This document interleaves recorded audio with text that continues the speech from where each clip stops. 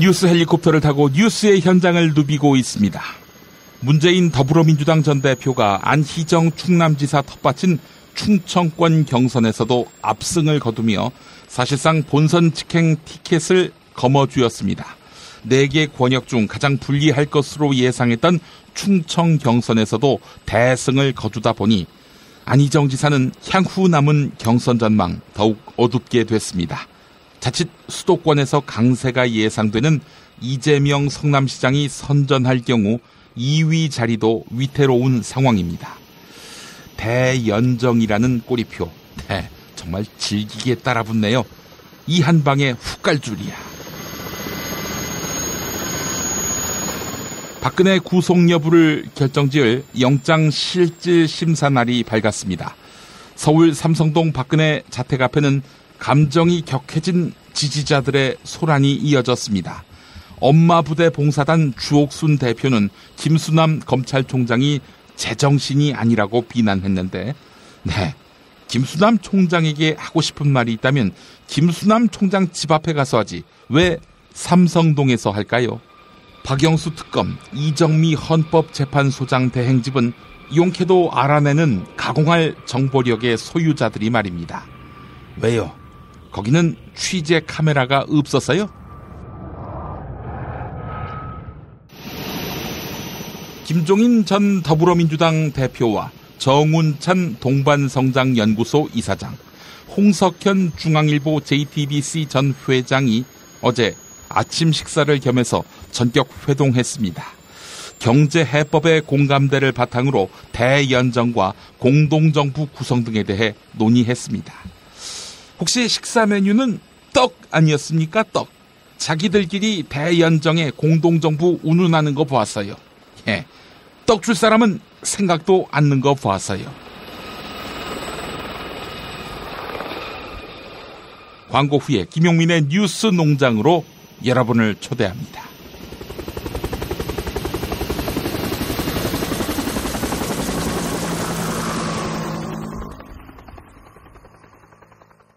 야, 근데 홍어가 진짜 그렇게 몸에 좋아? 아이, 끝내준다니까. 근데 비싸지? 열나 싸고 열나 맛있는 홍어가 있다니까. 어디? 알싸한 홍어. 네이버 검색창에 알싸한 홍어를 검색하시고 1599-6456 전화 주문도 가능합니다. 노력한 만큼 내어주는 자연, 그 자연의 마음을 알기에 정성농장 홍삼. 검색창에서 정성농장 홍삼을 검색해주세요. 010-9754-6972.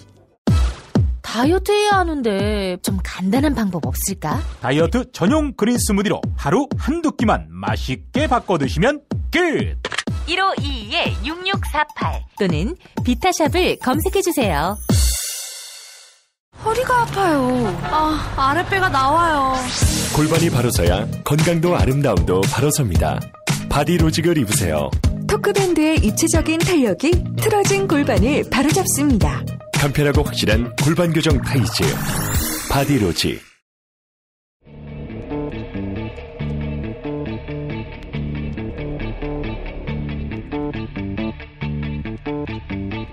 김용민의 뉴스 농장.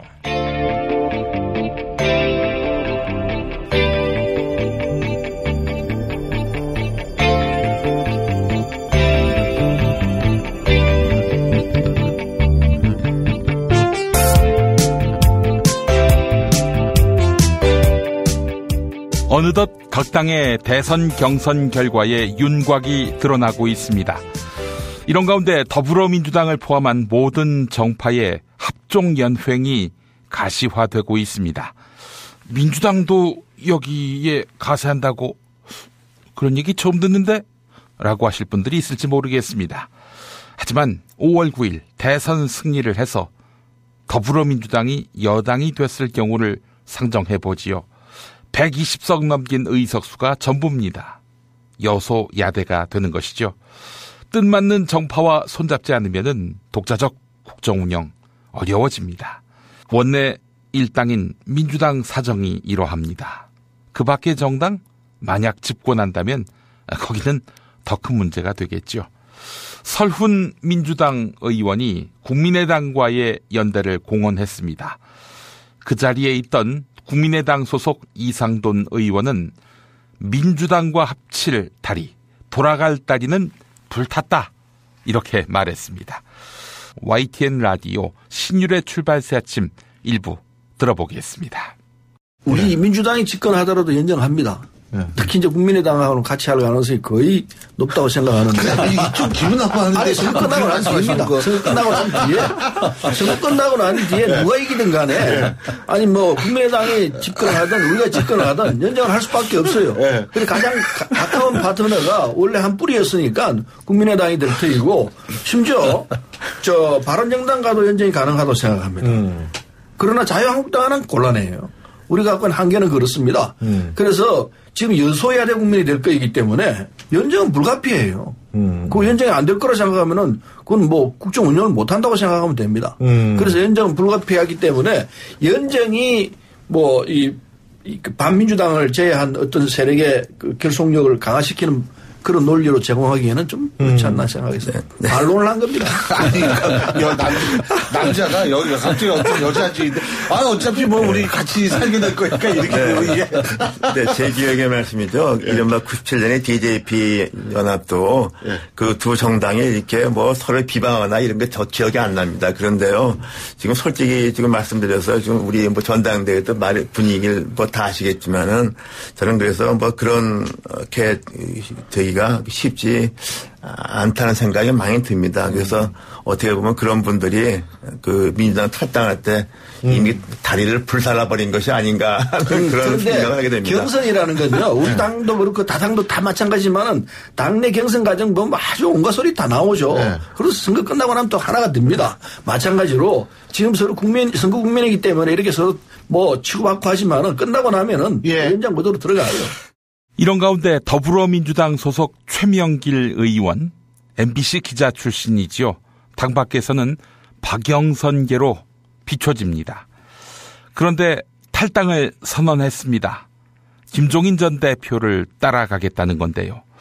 MBC에서 앵커할 때 김종인 전 대표를 스승이라는 식으로 추앙한 바 있었지요. 김종인 전 대표를 따라간다 함은 문재인 전 대표와는 정치를 하지 않겠다. 비문 세력 단일화를 위해 뜻을 모으겠다. 이런 취지입니다. 네, 최명길 의원의 탈당 선언 들어보실까요?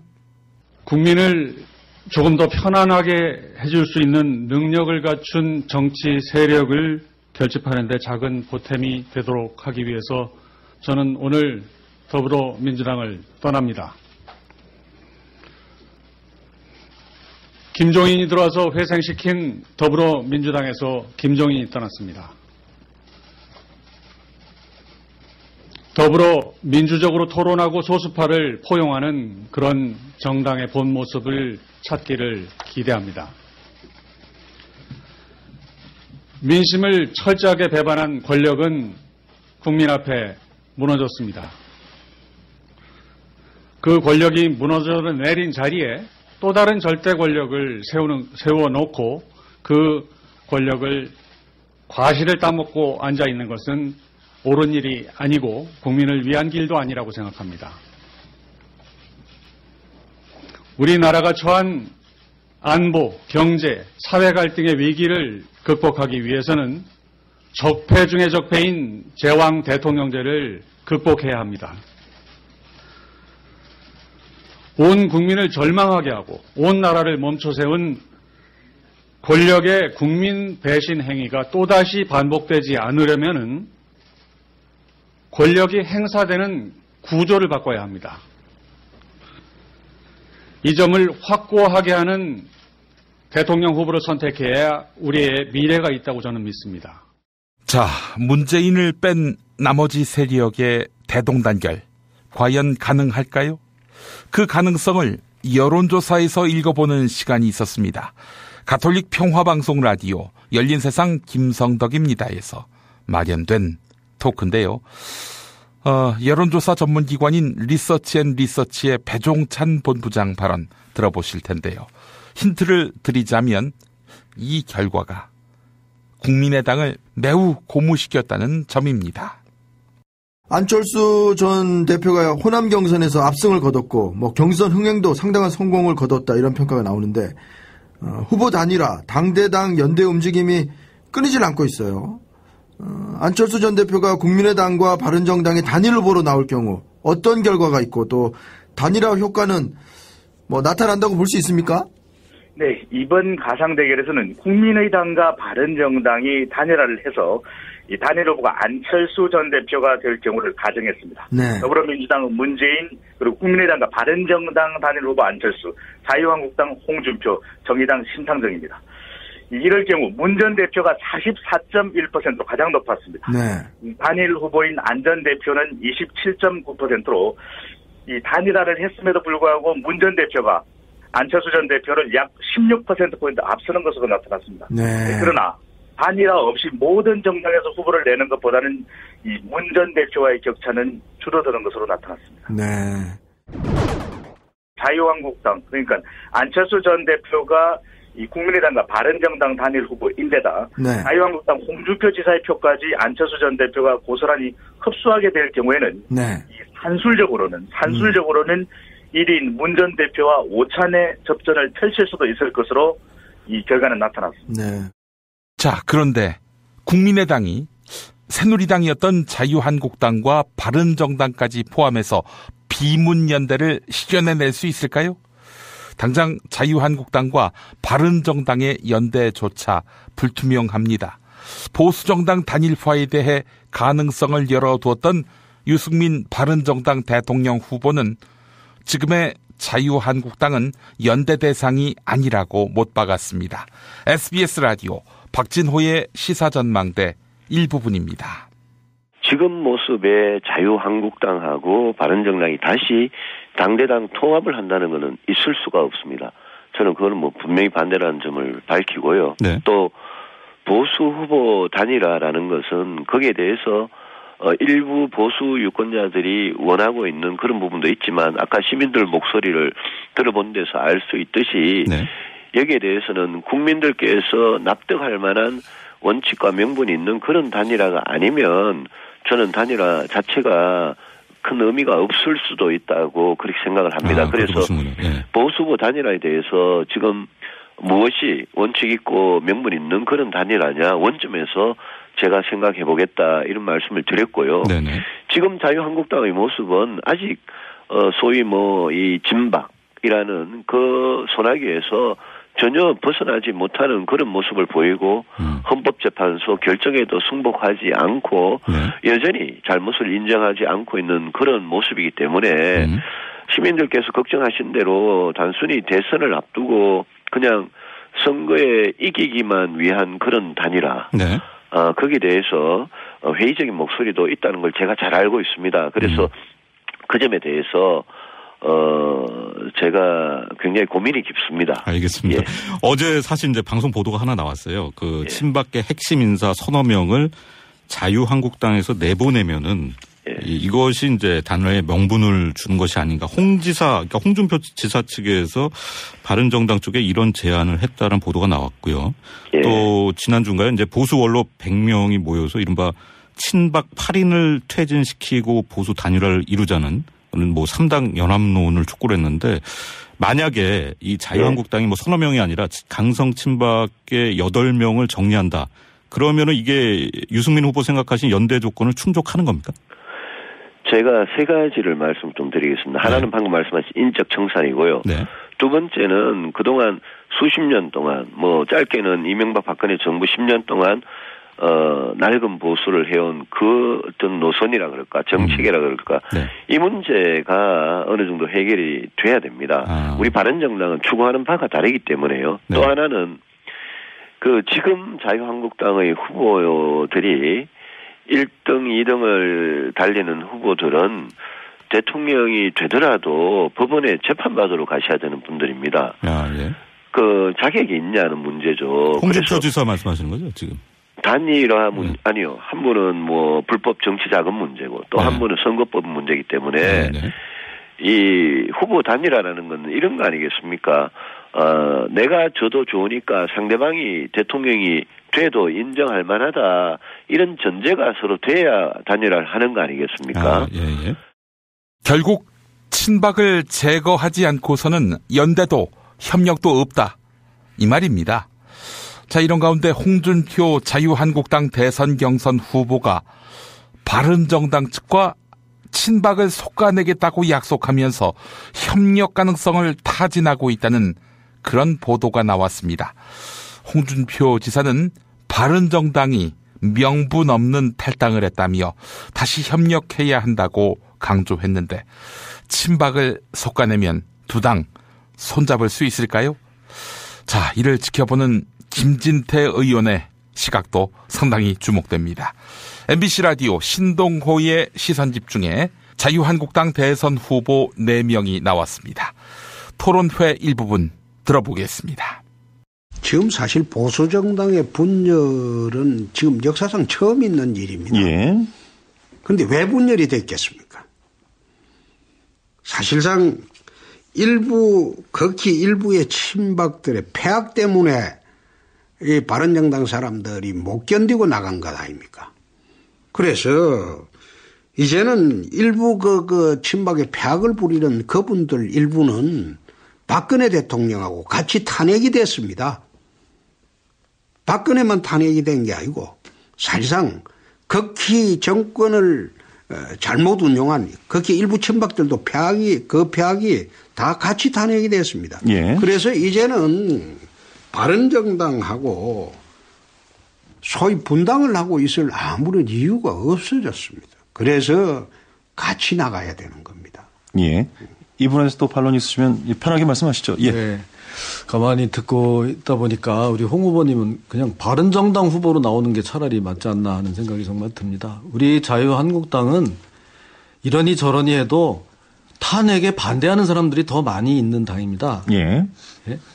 그래서 여태까지 이렇게 왔고 저 바른정당은 탄핵을 주도하면서 우리 자유한국당의 저주를 퍼붓고 떠나버린 사람들입니다. 근데 이 지금 탄핵의 이 상처가, 이 잉크가 지금 아직 다 정말 마르기도 전에 벌써 통합을 얘기한다는 거는 우리 이 당원들이 어떻게 생각할까 정말 저는 걱정이 많이 됩니다. 사실 이게 분당의 원인이 내 친박 패권주의에 있다고 극히 일부에 그 이야기를 하긴 했지만은 분당에 명분이 없어요. 바른정당에도. 이 원내대표 선거에 치고 비대위원장 안 시켜준다고 해서 나갔거든요. 사실상 이때 원내대표 선거도 안 하고 그냥 나갔으면 의미가 있어요. 근데 원내대표 선거를 치고 비대위원장이 안 시켜준다고 당권 안 준다고 이제 나간 거란 말입니다. 그러니까 바른정당도 나간 명분이 없어져 버렸어요. 이제는. 그 당권 싸움이었어요. 그럼 그것은 이미 핵심 친박들이 사실상 박근혜 대통령하고 같이 탄핵이 되어 버렸으니까 이제는 더 이상 그거 가지고 당권 갖고 싸울 필요가 없다 이거죠. 그래서 하나가 되는 계기를 대선을 통해서 마련해야 된다. 저는 그래 생각합니다. 야, 5인 용현이가 극장에서 개봉을 한다고? 비급을 갖는 자, 누림을 평정할지니 화화공자라고 부르. 미친놈, 화화공자! 보자 하니까 내 X으로 보이나, 이상한 놈, 점령 혈객! 웃는 놈, 소수알배! 그말 새끼야! 즉시공. 숨 넘어가는 삐드립 혈투가 시작된다. 지저대지 말고 당장 여기서 꺼져! 객자를 무슨 꿀 발라놨냐? 별 거지 같은 게 다 모여서 잔치라고 한다. 5인용의 극장판 삐드립 코믹 액션. 웃지마 만담 강호 3월 22일 대개봉. 아씨, 근데 진짜 개봉하는 거야? 내가 이 플래시지를 못 그만둔 게 여기 있어요. 어인용! 정권 교체를 함께 염원하는 직원들로 똘똘 뭉친 판촉물 회사 네피알로 삼행시 갑니다. 내가 아는 사업이나 행사를 PR하기 위한 알짜배기 판촉물 회사. 선물, 기념품, 답례품을 구하신다면 우리 편 회사 네피알을 찾아주세요. 3만 가지가 넘는 물품을 대기해 놓고 있습니다. 네피알로 인터넷 검색창에 입력하시거나 032-519-4800으로 연락주세요. 카카오톡 아이디는 네피알입니다. 팟캐스트 듣고 연락 주시면 더 깎아드립니다. 현대인의 몸에 있는 독, 어떻게 치유할까요? 장봉근 아로니아는 자연에서 답을 찾았습니다. 아로니아라는 열매에 몸의 노화나 질병을 예방해주는 강력한 효과가 있습니다. 남녀노소 누구에게나 건강을 드리는 장봉근 아로니아. 폴란드산 야생 100% 아로니아를 국내 최초로 도입해 만들고 있습니다. 아로니아 안토시아닌이 혈관을 보호하고 혈관의 혈전을 억제시키는 효과가 있는 것으로 검색창에서 장봉근 아로니아를 찾으시고 전화 문의는 1522-1194로 하시면 됩니다. 안녕하십니까. 문재인입니다. 안녕하십니까. 안철수입니다.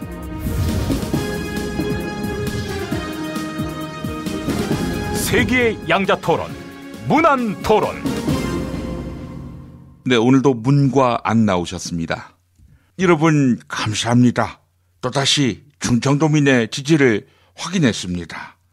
누군가는 남의 한방이다 이랬는데 저 문재인 또 압승했습니다. 다음 경선지인 영남에서도 반드시 승리하겠습니다. 그래서 수도권 가기 전에 결판 내겠습니다. 이 영남권은 우리 안 대표님이 압승했다는 곳 아니겠습니까? 저는 그냥 압이 아니라 고압승 하겠습니다. 지금 영남을 무시하시는 겁니까? 이제 퇴수만 하던 제가 아닙니다. 목소리도 바꿀 수 있을 만큼 제가 변했습니다. 앞으로 문재인 견제자로 확실하게 자리매김할 것입니다. 아이고, 우리 안 대표님 헬륨가스 마시신 줄 알았습니다. 그런데 목소리보다는 마인드를 바꿔야 하지 않겠어요? 국민의 마음을 읽어야죠. 당신이나 잘하십시오. 나랑 1대1로 붙으려면 당신 아들 채용비리 의혹부터 해결해야 될 것입니다. 아니, 안 대표님 대선 후보 정도 되시면 실체가 있는 말씀을 하셔야죠. 저는 안 대표님 부인이 서울대 교수 임용 때 특혜를 입었다는 의혹 제기할 생각이 없습니다. 지금 다 말해놓고 어디서 위선이야? 지금 우리 마누라 비하하는 겁니까? 그러니까 왜 우리 아들 비하하세요? 너희들은 나부터 비하하지 말아야 한다고 봐요. 아이고, 이님 요즘 이 사람 저 사람 만나느라 밥값을 많이 낸다고 하시던데요. 식사하실 때 냉수도 드셔야죠. 그래, 촛불 국민들이 영감님 대통령 시키려고 그 음등술 안에 20차례나 촛불을 들었답니까? 아이 씨발, 야 문재인이 그러면 너 당선시키려고 촛불을 들었겠니? 확실한 거는 나를 위해서 촛불을 든 건 아닌 것 같습니다. 그래서 저는 촛불 집회 안 갔고 태극기 집회도 안 갔습니다. 저는 오로지 침묵하는 다수를 대변할 뿐입니다. 침묵하는 다수로부터 지지를 받으신다고요? 혹시 공동묘지나 납골당에 안장된 분들 말씀하시는 겁니까? 국민 80%가 촛불 민심이고 15%가 극우라고 하던데, 그럴 경우 도대체 우리 안 대표님은 누구를 대변하는 겁니까? 나머지 5%는 국민 아닙니까? 5% 국민 비하하시는 겁니까? 아니, 5%면은 오차 범위가 플러스 마이너스 3.1%포인트면 0%일 수도 있어요. 0%. 우리 안 대표님 득표율이 딱 그 정도 나오면 억울하지 않으시겠어요? 사회자, 왜요? 또 씹새끼 하려고요? 아니면 참새 10마리 운운하고 10세야 이러려고? 응? 그만하세요 이젠. 아니야, 궁예가 언제 후고구려, 즉 발해를 세웠는지 아나? 글쎄, 제가 학교 다닐 때 외우기로는 901년? 그때가 언젠지 알아? 세기로 말하자면 10세기야! 아니, 이님, 오늘 드디어 이님을 따라 나선 사람이 생겼어요. 최명길 의원이라고. 이젠 외롭지 않게 됐습니다. 무엇이라고? 이젠 외롭지 않게 됐다고? 뭔 건 개소리야. 이제 그 문재인이가 후보가 되면은 그 꼴을 추워도 못 볼 것이기 때문에 나한테 사람들이 몰려온다고 봐요. 근거가 있습니까? 그거 생각해보라고. 최명길이가 누구야? 남편이 김한길 아니야. 그 김한길도 나한테 넘어올 거고, 그렇게 되면 국민의당도 줄줄이 나한테 줄 선다고 봐요. 국민의당이 영감님 노리개인 줄 아십니까? 문재인이 폐타이어라면 영감님은 그냥 굴렁쇠입니다. 누가 굴렁쇠를 대통령으로 만들어줍니까? 이 새끼, 이 보조타이어 새끼가 제가 왜 보조타이어입니까? 알았어. 그럼 빵꾸난 타이어로 불러줄게. 야, 그 영남권 연설 듣다가 우리 철수가 변성기가 왔나? 그런 생각이 들더라고. 사회자, 씹새끼야 하려고. 어떻게 알았지? 너 내 대변인 해라. 한 자리 줄게. 자, 그만하시고 오늘 문제 내주시죠. 그 더불어민주당에서 최명길이가 나를 따라서 탈당을 했잖아요. 그 최명길이가 MBC 출신이라고 하는데, 같은 MBC 출신으로서 뉴스 앵커를 했고, 특히 그 정론직필의 클로징 멘트로 각광을 받은 기자 출신 국회의원 누구일까? 이것이 오늘의 문제라고 봐요. 정답. 네, 문님 정답은요? 그 박광온 의원 아닙니까? 신문의원이라고 한번 이름 불러주는 겁니까? 정답은 따로 있습니다. 정답은 박영선 의원. 너무 잘하고 있죠? 아니었습니다. 오늘도 정답은 애청자 여러분의 몫입니다. 정답 맞히시는 분께 세상에서 가장 맛있는 김치 이담채 김치 선물해드립니다. 팟빵 게시판에 정답 이메일 주소 사연 남겨주시기 바랍니다. 문안토론 마치겠습니다.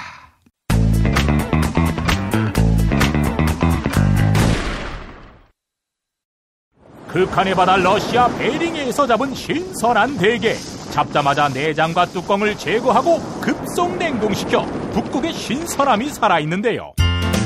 살이 꽉 찬 데다가 맛까지 끝내죠. 일본 바이어들이 찾고 또 찾는 이름하여 최고급 러시아 냉동 대게.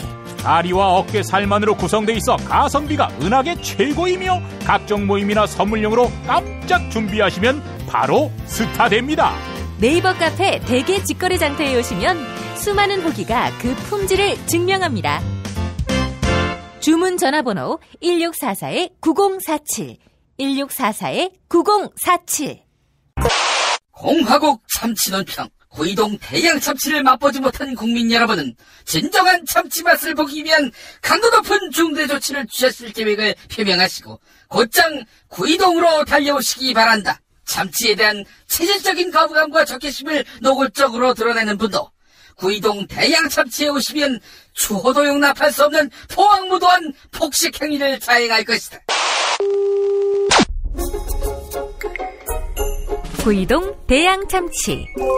월요일 참치데이 이벤트, 화요일 참치머리 서비스로 함께합니다. 주차장 걱정 마시고요. 대중교통은 서울 지하철 2호선 구의역 2번 출구에서 5분 거리입니다. 대양참치 구의점 02-455-8087. 박근혜 왜 저러지? 문재인, 김무성, 안철수는 또 왜 저러지? 뉴스로는 알 수 없는 진짜 정치 현장 이야기. 한겨레 정치팀 기자들이 취재 수첩을 낱낱이 공개합니다.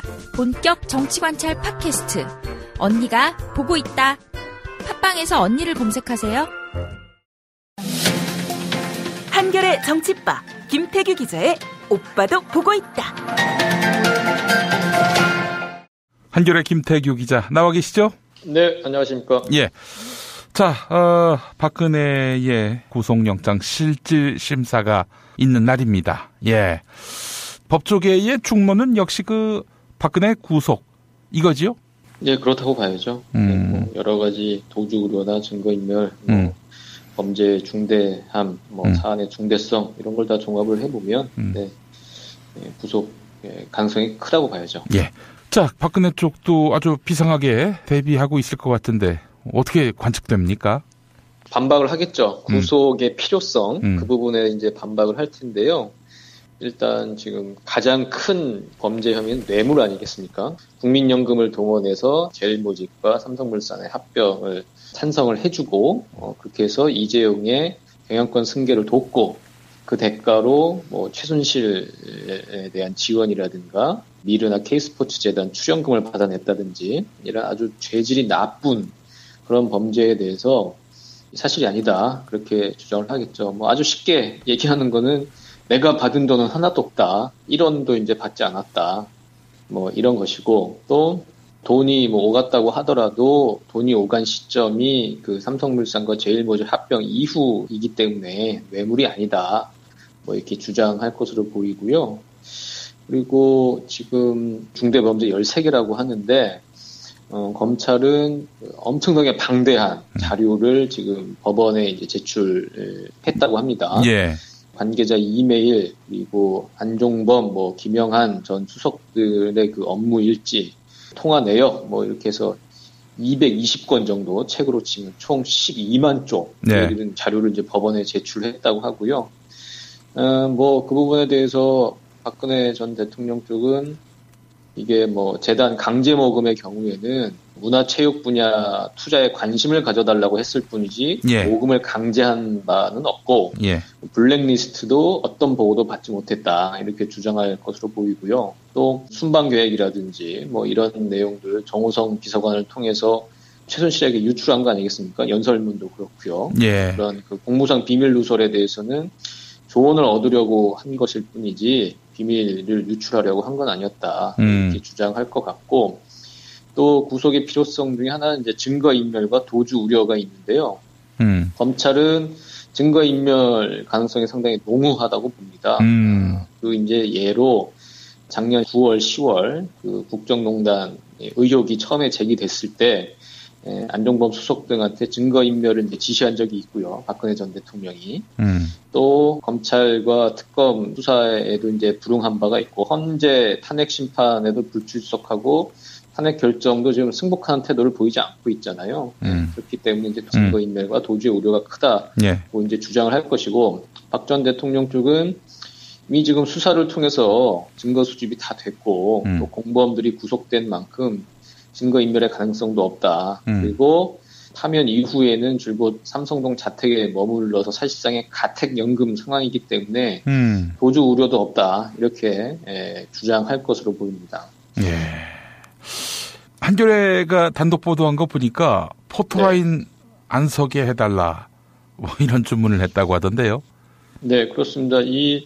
보통 그 피의자들이 영장 실질심사에 들어올 때는 일단은 검찰 수사관들과 함께 차를 타고 법원에 이제 차량에서 내려서 영장 심사 예정 321호 법정 그쪽으로 가려면 직접 청사 출입문을 통과한 뒤에 계단을 걸어 올라가야 합니다. 그러니까 자기 발로 걸어서 이제 올라가야 하는데 보통 뭐 김기춘, 뭐 이재용, 뭐 이런 사람들 모두 이렇게 사전 구속영장이 청구된 상태에서 그 문을 통과해서 그래서 이제 사진 이제 찍히는 거죠. 출입문을 이제 들어오는 과정에서 다 그렇게 들어갔는데 박근혜 전 대통령은 이 포토라인을 안 서게 해달라고 지금 요청을 한 거죠. 서울중앙지법 법원에. 방법이 있긴 있습니다. 그 법원 지하에 구치감이라고 있어요. 거기를 통하면 지상에서 뭐 카메라에 이제 노출되지 않고 그냥 지하로 들어간 다음에 거기 이제 일반인들 출입이 이제 통제가 되는 곳이고요. 그렇게 해서 이제 엘리베이터를 타고 영장실질심사 법정으로 올라가는 거죠. 물론 이러려면 이제 법원에 사전 허가가 필요하고요. 지금 법원은 그 부분을 이제 고민 중이라고 하는데, 저는 뭐 경험 문제를 떠나서 사람이 다칠 수도 있고 뭐 이런 좀 안전 문제 때문에 박근혜의 안전이 아니라 취재진이나 뭐 다른 뭐 여러 이제 민원인들이나 이걸 생각을 해보면 뭐 이 정도는 뭐 들어줄 수 있지 않는가.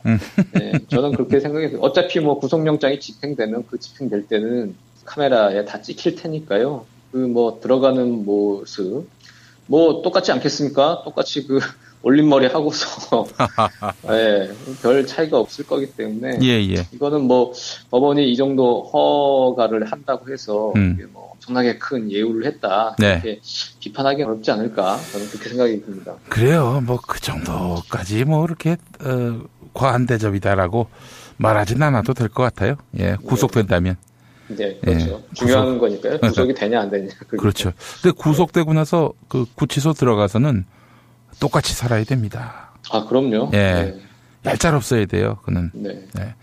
똑같이 이제 검문 받아야 하고요. 뭐 구치소 안에서 올림머리 못 하잖아요. 그죠? 아, 그럼요. 예, 네. 예. 본인이 빨래 다 해야 하고. 그럼요. 네, 똑같이 살아야 합니다. 그 안에서 황제 대접 받으면 안 되고, 혹시 아파서 갑자기 또 뭐 병원으로 나와가지고 치료받으면서, 이 구치소에서 보내야 될 시간 까먹는 그런 일은 없을까요? 그 예전에 그런 경우가 많았죠. 무슨, 재벌 회장님들이나 예. 뭐 이런 경우에 구속 집행정지로 해서. 예. 사실상 병원에서 형을 사는 그런 사례가 있었는데, 예. 예, 그럴 경우에는 어쨌든 좀 지병이 있었던 경우에 그런 경우가 좀 있었고, 예. 뭐 워낙 지금 온 국민들의 시선이 집중돼 있고 쏠려 있기 때문에, 그럼 뭐 나일론 환자식으로 구속 집행정지를 해준다든지 병 치료를 위해서 병원으로 뭐 빼돌린다든지, 네, 그러기도 쉽지가 않을 거라고 좀 봅니다. 아, 아프실 것 같아서 말이죠. 뭐 건강하죠. 주사도 많이 맞았고. 아유, 그렇죠. 또, 예, 요가로 이제 단련된 몸 아니겠습니까? 예, 예. 그래서 뭐 대통령이 무슨 지병이 있다는 얘기는 들어본 적이 없잖아요. 그렇습니다. 뭐 그게 뭐 비밀이라고는 하지만 그 이후에도 지병이 있어서 무슨 치료를 받았다는 얘기는 들어본 적이 없어서 아주 건강하게 수용생활 잘 해낼 거라고 믿습니다. 네. 병이 있었다면은 비선진료를 받으면 안 되죠. 네. 비선진료 다 받으실 정도면 뭐 건강하다고 우리가 생각해도 무리는 없을 것 같습니다. 자, 그래요. 박근혜의 구속 언제쯤 결론이 날 것 같습니까? 이게 이제 오늘 오전 10시 30분부터 심사가 진행이 되죠. 예. 그리고 워낙 지금 13개 범죄 혐의 매우 자료도 많고 범죄 혐의도 방대해서 네. 상당히 심사 자체가 오래 진행이 될 거라고 보고요. 예. 그리고 지난번에도 말씀드렸지만 기록을 이제 꼼꼼히 검토하는 것도 필요하고 또 예, 상당히 고민하는 흔적을 이제 보이는 것도 필요하기 때문에 예. 금요일 새벽 예. 정도의 결론이 나오지 않을까. 날을 넘겨서 최소한 자정은 넘기고요. 예. 금요일 새벽에 결과가 나오지 않을까 싶습니다. 아, 그날 아침에 또 언론들이 눈에 불을 켜고 뉴스를 기다리겠네요. 네. 예. 자, 이제 정치권 상황 살펴볼 텐데, 유승민 바른정당 대통령 후보, 자유한국당에게 맹공을 퍼부었네요. 뭐, 연대한다더니, 연대할 생각이 없어진 건가요? 예, 대표적인 바른정당의 보수 후보 단일화론자 아니었겠습니까? 그 남경필 후보와도 그 부분을 가지고 상당히 많이 부딪혔고요. 단일화의 제1 상대가 자유한국당일 것 같은데, 라디오 인터뷰에서 이렇게 얘기를 했습니다. 지금 자유한국당의 1등, 2등을 달리는 후보들은 대통령이 되더라도 법원에 재판받으러 가셔야 되는 분들이다. 자격이 있느냐, 이런 문제가 있다. 한 분은 불법 정치자금 문제고 또 한 분은 선거법 문제다. 이렇게 얘기를 했습니다. 그러니까 홍준표, 김진태 이 두 사람을 지칭을 한 거죠. 예. 홍준표 지사는 성완종 전 경남기업 회장으로부터 1억 원의 불법 정치자금을 받은 혐의로 재판을 받았는데 1심에서 유죄, 2심에서 무죄를 받고 지금 대법원 3심 이제 재판 진행 중입니다. 그러니까 무죄 추정의 원칙이긴 하지만 어쨌든 1심과 2심 유무죄가 엇갈린 상황이기 때문에 대법원에서 지금 어떤 판단이 나올지 모르는 거고요. 그리고 또 김진태 의원 선거법 위반 혐의로 지난 총선 때 공약 이행률이 뭐 75%에 이른다. 뭐 이런 평가를 받았다. 이런 식의 허위 문자 메시지를 지역구 유권자들 몇만 명에게 살포를 했어요. 상당히 중한 범죄인데 검찰에서는 이제 무혐의 처분을 했는데 선관위가 이제 재정 신청을 했고 법원이 이를 받아들였거든요. 그러니까 지금 기소가 돼야 하는 상황입니다. 100%. 그러면 이제 기소가 되면 법원에 가서 이제 1심, 2심, 3심 재판을 받아야 되는 거죠. 그러니까 홍준표 지사는 재판 중인 거고 김진태 의원은 재판이 예약된 상태입니다. 네, 그러니까 만약에 뭐 그럴 리도 없겠지만 두 사람 중에 한 사람이 자유한국당 대선 후보가 돼서 대통령이 됐다. 그러면 대통령이 지금 재판을 받아야 하는 이런 아주 웃긴 상황이 이제 연출이 되는 거죠. 그래서 이른바 보수 진영에서도 좀 양식이 있는 사람들은 홍준표가 이렇게 대선 후보로 나오는 것 자체가 그리고 자유한국당의 대선 후보 되는 것 자체가 코미디고 말이 안 되고 정말 수치스러운 일이다. 뭐 이런 얘기들을 하죠. 예. 그러니까 그런 어떤 측면에서 유승민 후보가 그런 얘기를 한 것 같습니다. 그래서 뭐 이런 거죠. 원래는 나도 자유한국당과 보수 후보 단일화를 논의를 하려고 했는데 홍준표, 김진태는 도저히 이 자격이 안 되는 사람들이고 단일화를 논할 수 있는 사람들이 아니다. 이런 흔이 있기 때문에 그렇기 때문에 단일화를 좀 어렵겠다. 뭐 이런 식의 얘기고 또 이제 조금 더 정치적으로 해석을 하면 바른정당 후보로 선출이 됐고 그렇게 되면 얼마가 이제 컨벤션 효과라는 게 있잖아요. 예. 후보로 이제 확정이 되고 나서 어떤 좀 지지율이 조금 더 붙고 반등될 수 있는 기회가 있기 때문에 일단은 뭐 단일화를 통해서 자기 몸값을 낮추기보다는 원칙 없는 단일화를 하지 않는다. 뭐 이런 식으로 해서 자신의 좀 존재감을 조금 더 과시하고 지지율이 조금 더 오르기를 기대하는 이제 그런 제스처라고 이제 봐야겠죠. 그러면서 자유한국당을 계속 또 많이 비판을 했습니다. 자유한국당은 아직 진박이라는 소나기에서 전혀 벗어나지 못하고 있으며 현재 결정에도 승복하지 않고 여전히 잘못을 인정하지 않고 있다. 국민들께서 납득할 만한 원칙과 명분이 있는 그런 단일화가 아니면 큰 의미가 없을 수도 있다. 예. 그렇게 얘기를 했습니다. 예, 그렇군요. 갈 길이 멀어 보이는데요. 자유한국당을 상대로 해서 최소한 친박 제거는 해줘야 한다. 이런 신호 아닐까요? 예, 그렇습니다. 지금 뭐 이쪽 진영에서 그런 얘기들이 나오고 있죠. 뭐 친박 정치인들 좀 솎아내고 뭐 이 정도면 좀 단일화 테이블에 앉을 수 있는 거 아니냐. 그런 얘기들이 나오는데 그런 신호를 보냈다고 할 수도 있겠죠. 예, 알겠습니다. 자유한국당 굉장히 불쾌하겠어요. 뭐 근데 틀린 말 한 거 아니니까요. 팩트 폭행. 예. 네. 그 홍준표 지사 같은 경우에는 어떻게 자신이 대통령 후보가 되면은 뭐 비대위원장도 없겠다. 본인이 사실상 뭐 당을 완벽하게 장악하는 거 아니겠습니까? 그런데 그렇게 보기 또 어려울 것 같아요. 지금 여전히 그 친박당이죠.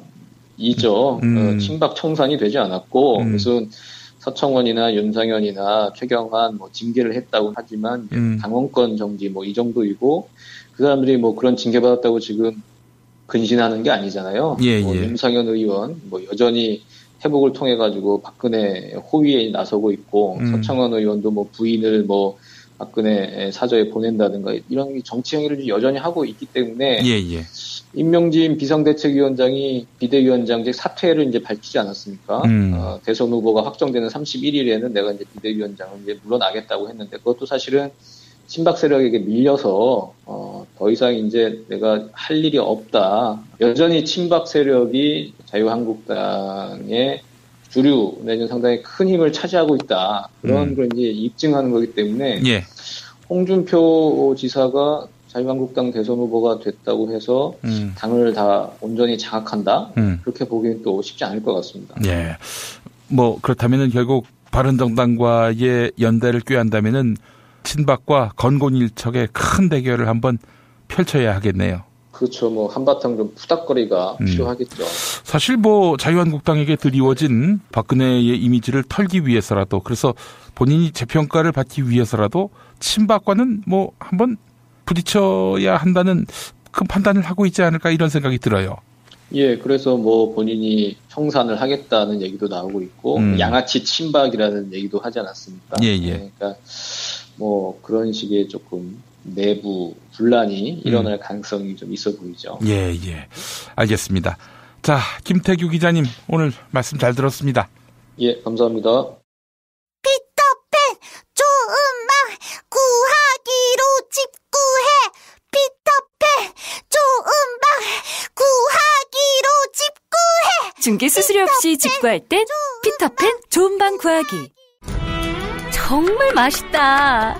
이 말 한마디면 모든 게 설명됩니다. 30년 전통 자연의 이로움을 담은 김치 이담채 김치 1544-4586 1544-4586 술자리 많은 요즘 3차까지 달린 당신을 위한 필수품 전창걸의 새싹 땅콩차. 이제 속쓰림은 잊으세요. 070-8635-1288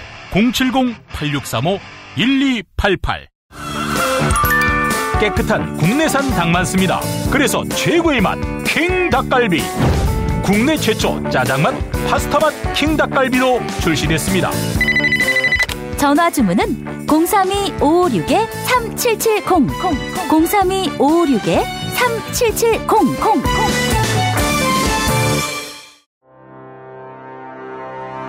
뉴스가 쉽다. 뉴스가 즐겁다. 뉴스가 알차다. 왜냐고요? 김용민 브리핑이니까요. 일부에서 주장하는 방송 장악은 그것을 할 의도도 전혀 없고 법적으로도 불가능합니다. 우리 공동체가 꼭 알아야 할 뉴스. 여러분의 뉴스 보좌관 김용민이 챙겨드립니다.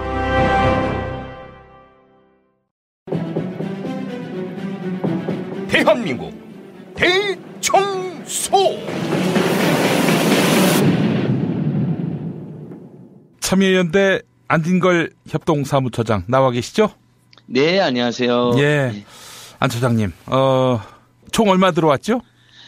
예, 3, 4일 만에 12억이 넘는 기적 같은 모금이 이루어져서요. 아이고. 그동안 밀린 빚은 다 갚고. 아이고. 3월 21일 날 촛불 집회 또 깔끔하게 진행했고요. 탄핵으로 박근혜를 쫓아냈지만. 박근혜 정권이 완전히 퇴진하거나 자유당이 해체되거나 심판받은 게 아니잖아요, 아직도요. 글쎄 말입니다. 그리고 황교안 체제 나쁜 짓 계속하고 있고 세월호도 지금 엉망이잖아. 아직도 진상규명 안 되고 있고. 맞습니다. 예. 사드, 도둑 사드, 알박기 사드, 경제 파탄 사드, 평화 파괴 사드, 지역 공동체 파괴 사드거든요. 그래서 이런 부분들 막자는 호소로 줄잡아 한 10만 명 또 모이셨더라고요. 아이고, 대단합니다, 진짜. 예. 그러니까 한 주 쉬시고 또 엄청 오신 거예요. 10만 명 모이는 거 저희들 예전에 그 시민사단체도 한 1년 준비해도 겨우 될까 말까 했거든요. 그렇죠. 예. 좀 쉬시고 조금 상황 좀 보자 하는 분들도 계셨지만은 10만 명 안팎 모이셔서 정말 큰 힘이 됐고 그게 이제 또 이렇게 세월호 진상규명에 우리 마음들이 많이 모아져서 언론 보도도 대부분 세월호 참사에 함께하는 국민들의 마음으로 잘 보도가 된 것 같습니다. 예. 우리 국민TV 뉴스 K라이브에 올라온 댓글인데, 에너자이저 안진걸님 지치지 않는 활동에 감사드립니다. 라고. 아닙니다. 저도 조금씩 지쳐가지고요. 지난주 토요일 날은 저는 광주 촛불 집회를 갔어요. 광주 전남에서 참여연대 회원 한마당이 있어가지고요. 광주 전남 쪽 회원님도 한 20분하고 모임하고 그분들과 같이 광주 옛날 도청 앞 금남로 촛불 집회 가가지고 또 제가 저기 서울에서는 가끔 사회도 보고 발언도 했는데 광주 집회에서 발언하니까 너무 떨리더라고요. 무슨 말 했는지 모르고 완전히 땀만 딱 흘리고 왔는데요. 광주 시민들도 몇천 명 모여 계시더라고요. 그래서 정말 이게 광화문만 주인공이 아니었다. 전국이 지금 2천만 명 가까이가 참여하신 거잖아요. 그리고 지난 토요일도 부산, 광주 등 지역에서 동시다발적으로 이루어졌습니다. 그러니까 항상 전국이 공동으로 행동하고 있다는 점을 함께 기억해 주시면 좋을 것 같습니다. 그리고 저도 지쳐가지고 지난주 일요일 날은 또 참여연대 회원 모임 산사랑 모임하고 등산을 하기로 했는데 등산은 못 가고 뒤풀이만 갔어요. 정말 아침에 눈 뜨는데 눈이 안 떠지더라고요. 지치고 있습니다. 빨리 시민 여러분들께서 참여연대 회원가입도 해주시고 그래야 제가 힘이 납니다. 그래요. 지속적으로 또 우리 시민단체를 잘 육성시켜 놓아야 또 민주주의 유사시에 또 이 시민단체가 이번 촛불처럼 또 위대한 또 작품을 만들어내는 거 아니겠습니까? 이번에도 보면요. 우리 일반 국민들이 만들어낸 위대한 혁명이지만 민원연, 환경운동연합, 녹색연합, 민주노총, 한국진보연대, 여성단체연합, 참여연대, 민족문제연구소, 환경정의, 수도 없이 많은 시민단체들이 정말 열심히 했어요. YMCA 정말 열심히 했습니다. YMCA도 전국연맹이잖아요. 그래서 김천 YMCA는 사드 반대 운동 올인하고 있고, 또 대한 YMCA도 이 촛불 집회 때마다 보면 몇백 명씩 막 나오시고 그랬어요. 그렇죠. 우리 경실련도 열심히 했고요. 그러니까 정말 전국의 시민사단이 한마음 한뜻으로 함께하면서 이렇게 더 큰 힘을 발휘하게 된 거거든요. 맞습니다. 한 시민이 한두 단체 도와주자. 한 노동자는 노동조합도 가입하고 시민단체도 가입하자. 이런 캠페인을 저희들이 계속 하고 있습니다. 그래요. 그러니까 우리가 민주주의 때 유사시에 그 대비해서 박근혜가 맞은 주사 같은 거하고는 성격이 다른 예방 주사 같은 이런 주사를 맞듯이 민주주의 유사시에 우리가 시민단체를 잘 육성해 놓았다면은 그런 위기 상황에서도 또 대비할 수 있는 길이 열리는 거니까. 그러니까요. 단회적인 후원뿐 아니라 참여연대를 비롯한 이런 시민단체에 월 10,000원이라도 이렇게 후원금 모아주시면 맞습니다. 정말 감사하겠습니다. 예. 월 10,000원도 작은 돈이 아니라는 거 저희 잘 알고 있어서 네. 정말 아껴서 열심히 투쟁하고 활동하는 거거든요. 예, 맞습니다. 저희들 지금 걱정하는 건요. 이번에 뭐 정권 개최는 어떻게든 되겠죠. 예. 근데 그 바뀐 정부가 좋은 정책, 개혁 정책 펼치려고 하면 또 박근혜 세력이 얼마나 많이 방해를 하겠습니까? 그렇죠. 예. 그리고 그 적폐 언론들이 또 얼마나 왜곡 보도를 하겠습니까? 맞습니다. MBC랑 예. TV조선이랑 이놈들이요. 예. 이런 거에 맞서서 투쟁할 수 있도록 시민단체들이 그놈들 가만두지 않을 거거든요. 자유당 세력, MBC 세력, TV조선의 장난질 감시할 수 있고 대항할 수 있도록 민원연, 언론연대, 참여연대 등 진짜 도와주셔야 돼요. 저희들 더 열심히 할게요. 예. 알겠습니다. 자, 4월 15일에 또 모이죠? 예, 저희가 이제 매일 하던 것을 이제 중단을 했고 3월 25일 날 21차를 했잖아요. 예. 이제 4월 15일이 마침 이제 4.16 참 3주기이기도 하고 예. 하루 전날 전국적으로 국민들이 또 다 같이 모이자라는 합의가 되어 있어서 22차 범국민 행동이 4월 15일 날로 있습니다. 그래도 그 중간중간 토요일 날 아쉬운 분들이 있어서 이번 주 토요일 날도 뭐 사드 반대 적폐청산 결의대 같은 게 있어요. 근데 이건 이제 22차 범국민 행동이 아니라 그 분야별로 이슈별로 이런 자율적으로 또 이루어진 집회가 있으니까 그런 집회는 또 오시면 오셔도 되고요. 4월 8일은 또 이제 사드 반대를 위한 2차 평화버스가 있습니다. 예. 경북 성주로 김천으로 내려가는 거거든요. 그래서 그때 또 시간 되시면 한번 경북 성주 가서 평화 참외도 좀 드시고 사드 가고 평화 오라 이것도 같이 있으면 좋을 것 같습니다. 그러나 이제 공식적인 범국민 행동은 3월 25일에 이어서 4월 15일 날 있습니다. 예. 이제 그날은 이제 훨씬 더 많이 모여주시면 되는 날이시죠. 예. 알겠습니다. 그 이튿날이 이제 4월 16일 3주기인데 또 보면은 그날이 또 부활절이에요. 아, 그렇군요. 예. 그 제가 놀란 건 뭐냐면요. 2014년 세월호 참사 그 시기가 이제 기독교에서는 순환주간으로 이제 기억을 했는데 그때는 정말 뭐 온 나라가 비탄에 잠겼고요. 뭐 우리 세월호 가족분들은 뭐 더 말해 뭐 하겠습니까? 그런데 그러게요. 박근혜가 이제 파면되고 그렇게 해서 나라가 뭔가 바로 세워지는 것 아닌가 하는 그런 기대감이 있을 시기, 아울러 세월호가 인양되는 이 시기에 세월호 참사 3주기가 바로 부활절이다. 이거는 뭔가 내재하는 의미가 상당하지 않겠는가 하는 생각이 정말 듭니다. 의미가 크네요. 생각해 보니까. 근데 어떤 분들은 성급하게 벌써부터 박근혜가 탄핵돼 갖고 바뀐 게 뭐 있냐 이런 분들도 일부 계시더라고요. 근데 아니 탄핵되니까 벌써 세월호가 올라오잖아요.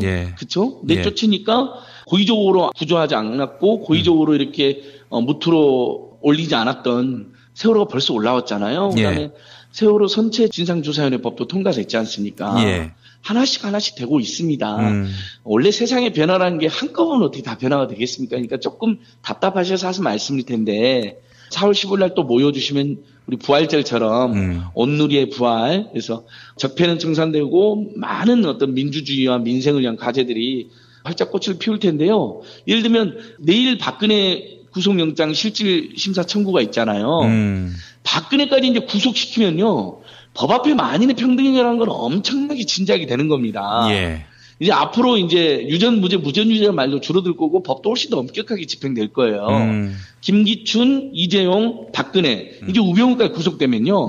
대한민국 정말 반듯한 나라로 되어가는 거고 저는 그것이 우리 모두에게 큰 행복을 줄 거라고 생각해요. 왜냐하면 힘있고 빼기는 놈들이 온갖 나쁜 짓을 해서 서민들 중산층을 강탈한 다음에 그래놓고 처벌받지 않아서 더 우리 사회가 불평등해지고 구조적으로 불공정한 사회가 됐잖아요. 이게 해결되는 거거든요. 그러니까 당장 눈에 보이는 변화도 있지만 당장 눈에는 안 띄지만 그런 변화들도 계속 생길 거라는 거죠. 아, 그래요. 뭐 어떻게 박근혜가 파면되자마자 반듯한 나라가 시작될 수 있겠어요. 맞습니다. 하나씩.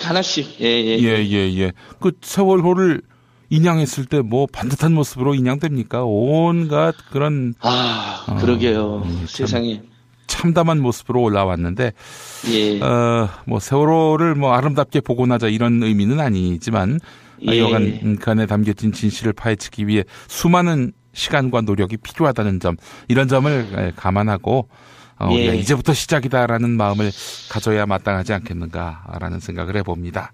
예. 맞습니다. 진실을 인양하고 다시는 이런 일이 발생하지 않는 사회를 만드는 게 그게 지금으로서는 최선의 개혁이죠. 우리 아이들이 살아 돌아서 온다면 얼마나 좋을까. 매일처럼 기도하지만 그건 안 되더라고요. 이제 대선 국면입니다. 우리 시민단체가 이 또 대선 국면 그냥 지나갈 수 없겠죠. 맞습니다.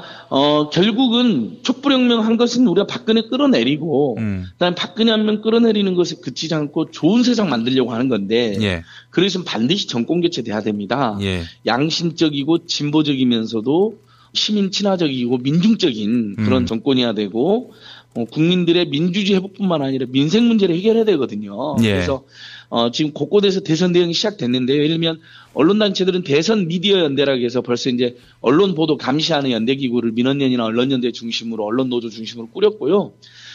참여연대, 민변, 환경운동연합 또 이제 주요 시민사단체들은 4월 4일 날 유권자 행동 내지 대선 주권자 행동이라고 하는 전국의 또 수백 개 시민사단체 힘을 집결시켜서 지금 우리 국민TV 조합원들이나 청취자들 또 우리 김용문 브리핑 청취자들께서 머릿속에 떠오르는 개혁 정책들 있잖아요.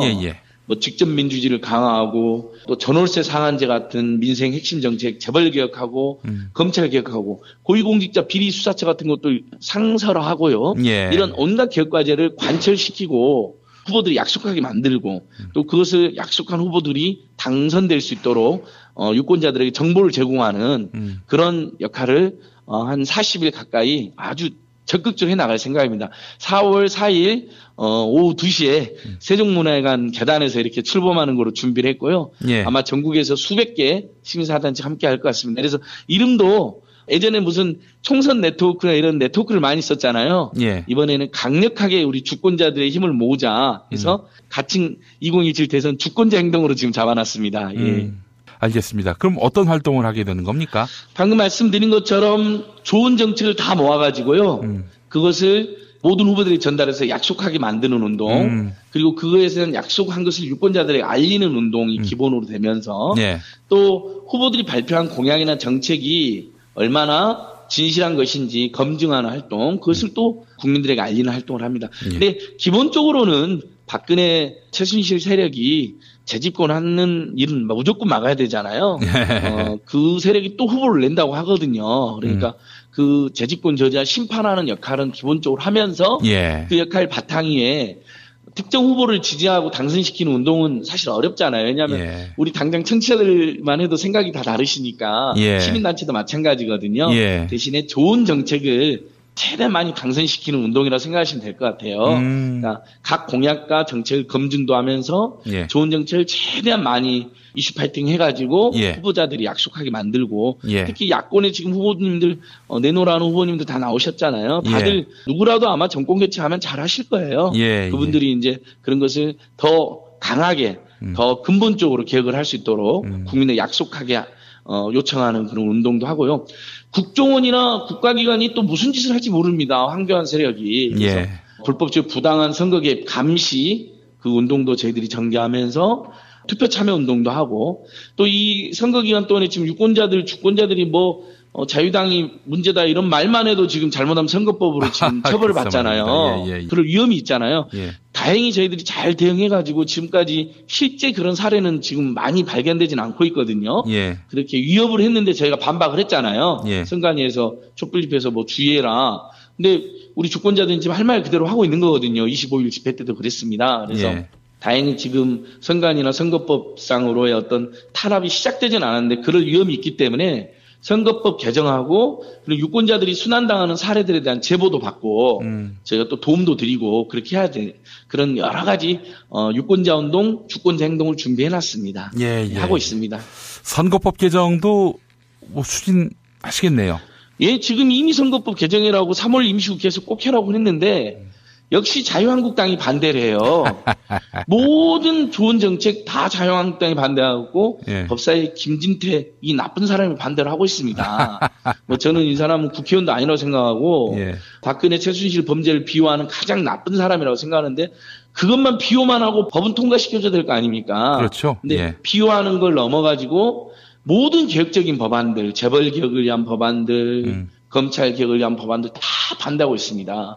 정말 김진태 이 사람 어떻게든 우리 국민들이 춘천 시민들 힘을 합쳐서 심판하고 몰아내야 된다. 이런 것도 저희들 활동이 될 수도 있습니다. 예. 예. 그 사람이 만약 후보로 나오면 가만히 있을 수는 없잖아요. 예, 맞습니다.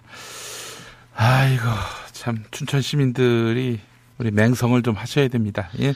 춘천 시민들 실제로 근데 이미 뽑은 사람들도 반성하거나 성찰하는 분들도 많이 있다고 하고요. 예. 실제로 지금 그동안 촛불 집회 때 보면, 몇만 명씩 정말 춘천 역사상 가장 대규모로 많이들 모여서 규탄 운동하고 계시는데, 예. 그런 국민들을 국민으로 생각하지 않고, 오히려 더 극악무도한 짓을 하니까 진짜 나쁜 사람인 거죠. 예.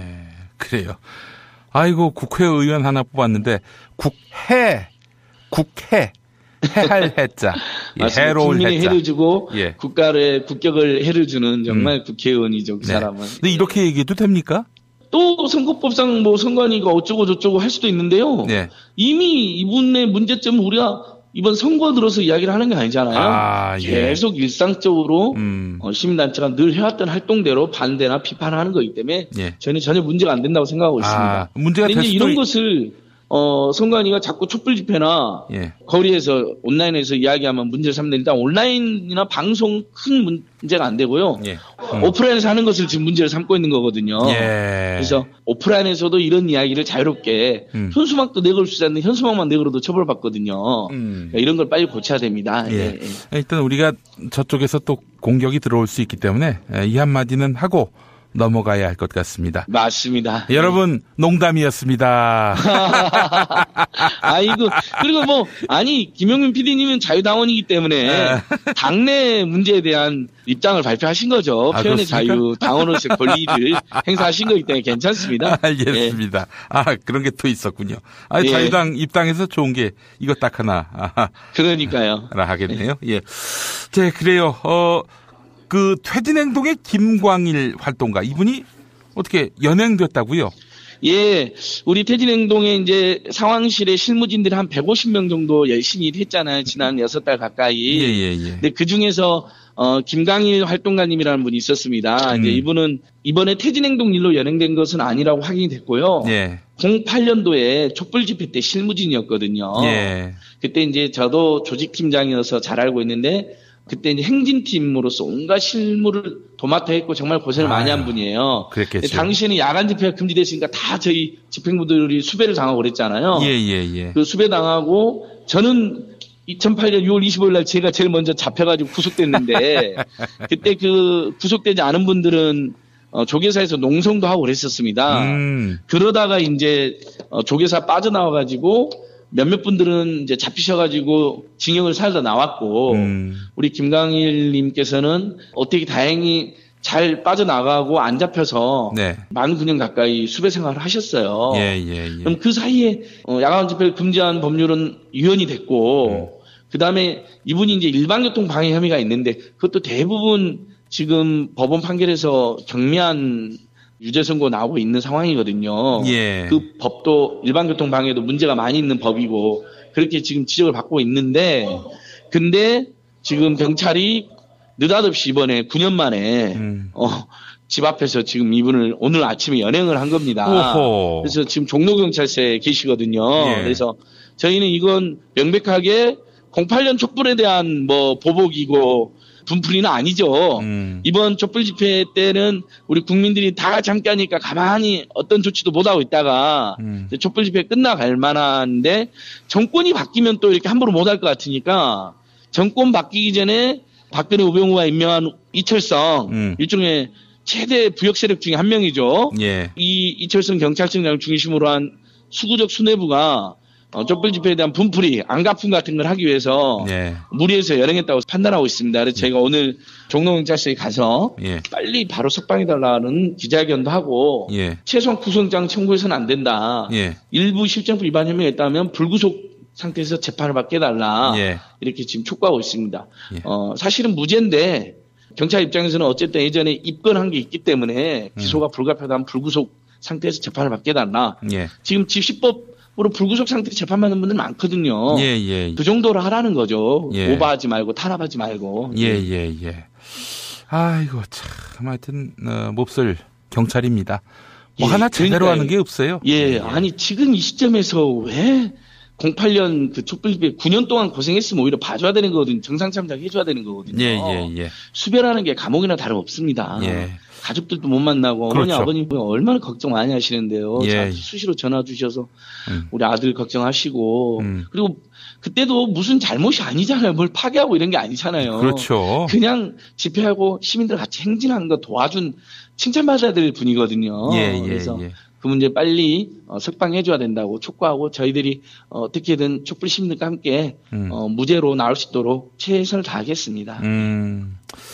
알겠습니다. 자, 오늘도 우리 안진걸 참여연대 사무처장과 함께한 시간이었습니다.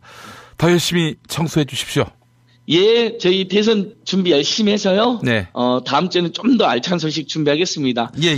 이번 주 월요일 날 참여연대에서도 19대 대선 관련해서 19개 정책도 발표를 했거든요. 좋은 정책들. 다음 주에는 제가 좀 그거에 대한 설명도 드리고 시민단체들 대선 활동 상세하게 한번 보고 한번 드리겠습니다. 국민들께.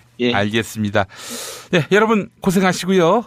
또 우리 5월 9일 함께 새로운 나라 건설 때 촛불혁명 완수를 함께 축하하는 그런 시간을 가졌으면 좋겠습니다. 처장님 고맙습니다. 고맙습니다.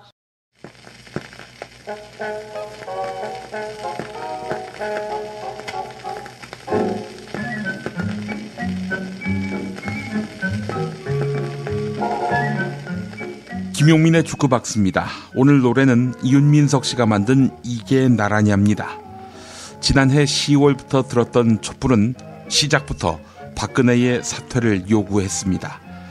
국민의 분노에 대해 귀 닫고 눈 감은 박근혜는 총리 선임권을 국회에 주겠다. 4월에 질서 있게 물러나겠다. 이러면서 국면 고비고비마다 기만수를 폈습니다. 하지만 국민의 분노는 더 거세졌고 탄핵, 구속 등 요구 수준도 훨씬 엄격해졌습니다. 이게 나라냐라는 노래의 후렴구는 당장 하옥시켜라입니다. 하옥 여부가 바로 오늘 내일 결정됩니다. 촛불 집회 현장에서 자주 불린 이 노래, 이 아침에 주문처럼 외쳐봅니다. 이게 나라냐. 이게 나라입니까 이게? 하이야 하이야 하이야 하이야 하이야 하이야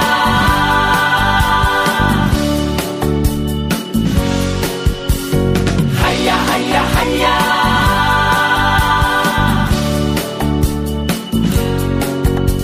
이게 나라냐 이게 나라냐 그네 순실 명박 도둑 간신의 소굴 범죄자 천국 서민 지옥 이제 더는 참을 수 없다 하야 하야 하야 하야 하여라 박근혜는 당장 하야 하여라 하옥 하옥 하옥 하옥 시켜라 박근혜를 하옥 시켜라 2014년 4월 16일 7시간 동안 너는 무얼 했더냐 무참히 죽어간 우리 아이들 그 원한을 풀어주리라 하야 하야 하야 하야 하여라 박근혜는 당장 하야 하여라 하옥 하옥 하옥 하옥 시켜라 박근혜를 하옥 시켜라 하야 하야 하야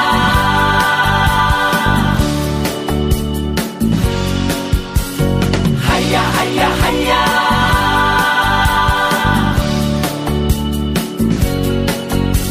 새누리당아 조선일보야 너희도 추악한 공범이 아니더냐 쇼하지 마라 속지 않는다 너희들도 해체해주마 하야 하야 하야 하야 하여라 박근혜는 당장 하야 하여라 하옥 하옥 하옥 하옥 시켜라 박근혜를 하옥 시켜라 우주의 기운 무당의 주술 닭깎이마 사옥까지 불러내어도 이제 이젠 끝났다.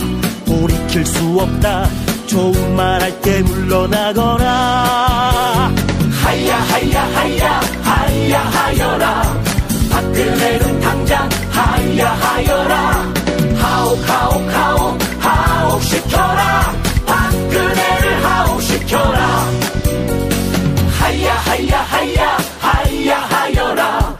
박근혜는 당장 하야 하여라. 하옥 하옥 하옥 하옥 시켜라. 박근혜를 하옥 시켜라. 하야 하야 하야 하야 하여라. 박근혜는 당장 하야 하여라. 하옥 하옥 하옥 하옥 시켜라. 박근혜를 하옥 시켜라.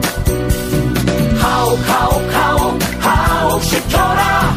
박근혜를 하옥 시켜라.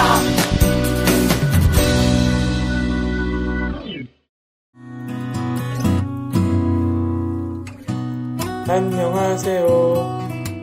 조광래 중고차 돌아온 오늘의 한마디. 누군가는 키가 크고 누군가는 작습니다. 누군가는 날씬하고 누군가는 뚱뚱합니다. 그리고 우리 모두는 소중합니다. 조광래 중고차의 대표 번호는 1800-9538. 고맙습니다.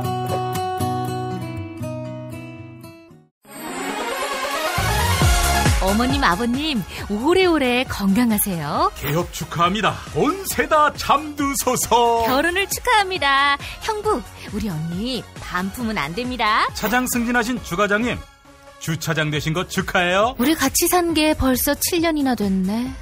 썩 짜릿했던 시간이었어. 태어나서 처음으로 여자에게 보내는 꽃이야. 너랑 닮은 꽃. 생일 축하해.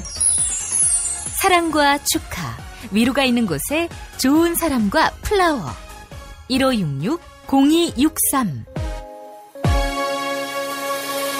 1566-0263입니다. 생활인을 위한 꿀팁. 집 두 채에 월 10,000원 화재보험 카페. 화재 배상, 심지어 도난 피해까지. 여기에 더해 가전제품 고장 수리비까지. 우와, 우리 집 말고 부모님 집까지 두 집에 월 10,000원이라고요? 식당, 노래방, 임용실 같은 상가와 숙박업소, 사무실, 공장, 창고, 목조주택까지 모든 업종의 화재보험과 배상 책임보험도 상담해드립니다. 02849-9730 연중 무휴라 언제든 02849-9730. 6살 하늘이 밥을 잘 안 먹어요. 그런데 이때 택배입니다. 연지연 곰탕이 배달됐어요. 직접 도끼로 팬 장작불 위에 한우 사골과 도가니를 가마솥에 한가득 넣고 24시간 끓인 진구. 연지연 곰탕이 하늘이 입에 들어가는 순간, 아, 맛있다. 엄마 한 그릇 더 주세요. 조미료 같은 첨가물이 전혀 들어가지 않아 엄마의 기쁨은 더하답니다. 7팩 이상 무료 배송합니다. 주문 전화는 010-7252-1114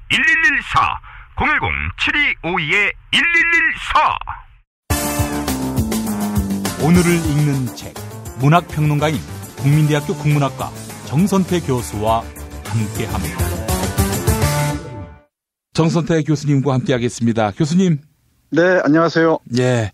자, 교수님, 이제 3월 31일 그날 박근혜 씨의 운명이 갈리고요. 또 세월호는 목포 신항에 도달하게 되고, 아, 참 이거 어떻게 이런 조화가 다 있나 싶은 생각도 들고 그랬습니다만은, 이거는 글쎄요, 어떻게 이성의 영역에서는 쉽게 또 해석할 수 없는 그런 문제긴 한데, 교수님, 이 세월호와 박근혜의 그 운명은 정말 얄궂기도 하고 말이죠. 있는 것 같습니다, 인연이. 네, 그 우주의 기운. 예. 그러니까 점성술의 관점에서 봐야 할 것 같아요. 아, 점성술. 예. 네. 또 허무맹랑한 그런 비과학적 영역의 것이라고 볼 수만은 없다. 뭐 이렇게 해석해도 됩니까? 네, 물론이죠. 점성술을 우리가 미신이라고도 얘기하는데, 예. 그렇지가 않죠. 우리가 아는 철학자들이나 수학자들의 상당수가 점성술에 많은 가능성을 발견하기도 했어요. 괴테도 그렇고 뭐 칸트도 그랬다 그러죠. 별자리를 보면서 인간사를 얘기하고 또 동양 고전에서도 하늘의 질서와 땅의 질서의 조화를 궁극적으로 목표로 했던 거 아닙니까? 뭐 우리가 비합리적으로 보이긴 하지만 그 이면에 우리 인간의 이성으로 간파할 수 없는 파악할 수 없는 어떤 움직임들이 있는 것 같습니다. 논리와 이성이 어떤 땅의 법칙이라면은 이걸로 헤아릴 수 없는 하늘의 법칙이 따로 있다. 네, 그렇게 생각합니다. 아, 예. 종교가 그래서 있는 것이고요. 또. 네. 알겠습니다. 자, 교수님 오늘 어떤 책 소개해 주시겠습니까?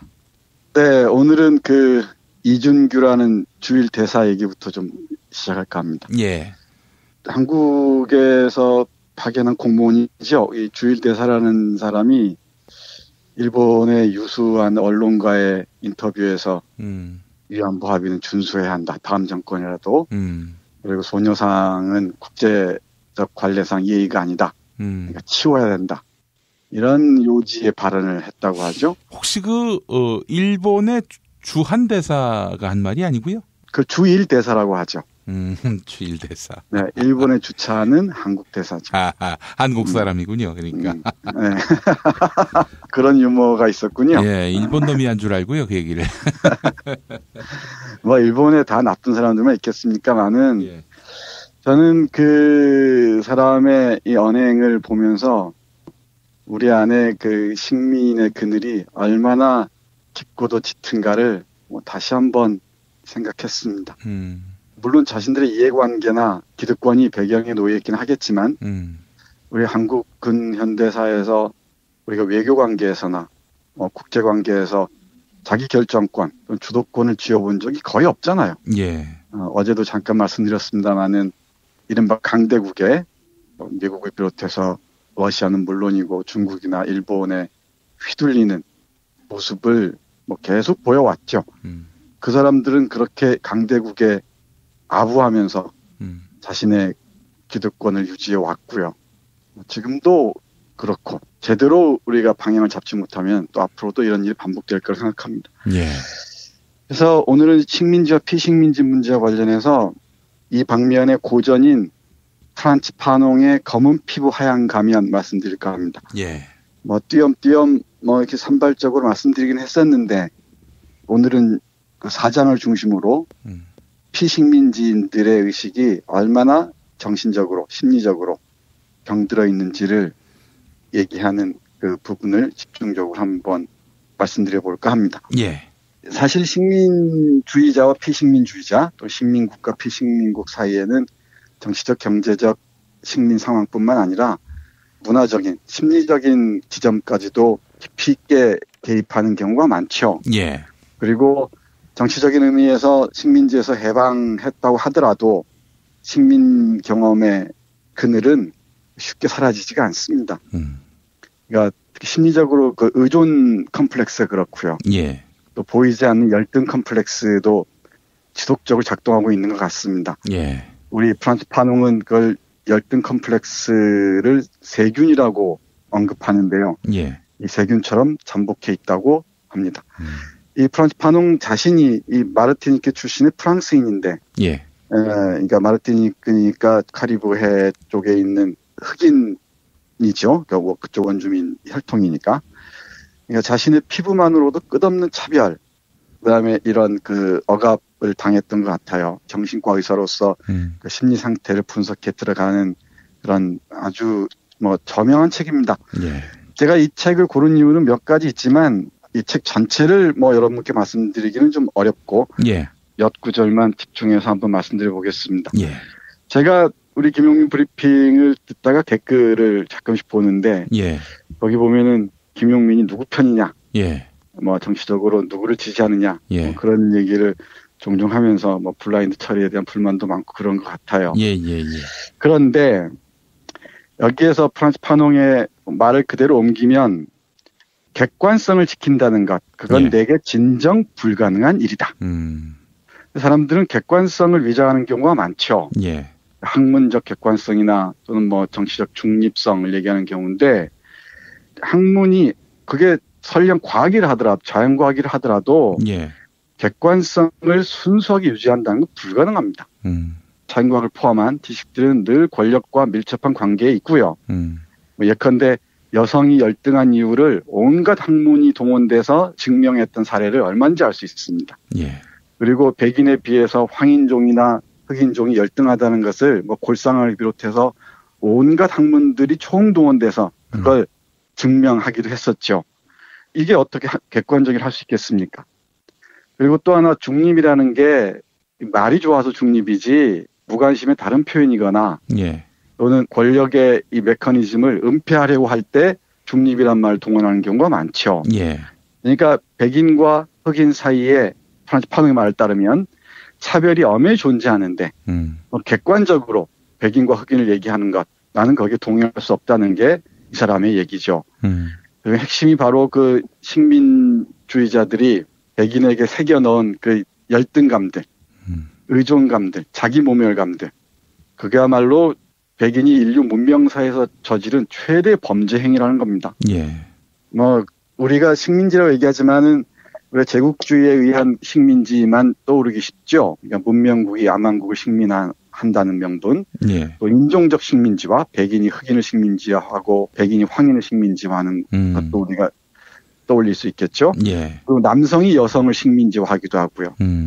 이른바 이 가진 자들이 가지지 못한 자, 그러니까 부자가 빈자를 식민지화하기도 하고, 그럼으로써 이런 피식민자들을 그 야만국이라고 얘기하든 흑인이라고 얘기하든 여성이라고 얘기하든 빈자라고 얘기하든 그 사람들을 정서적 절망 상태로 몰아넣는다는 게 우리 프란츠 파농의 판단이에요.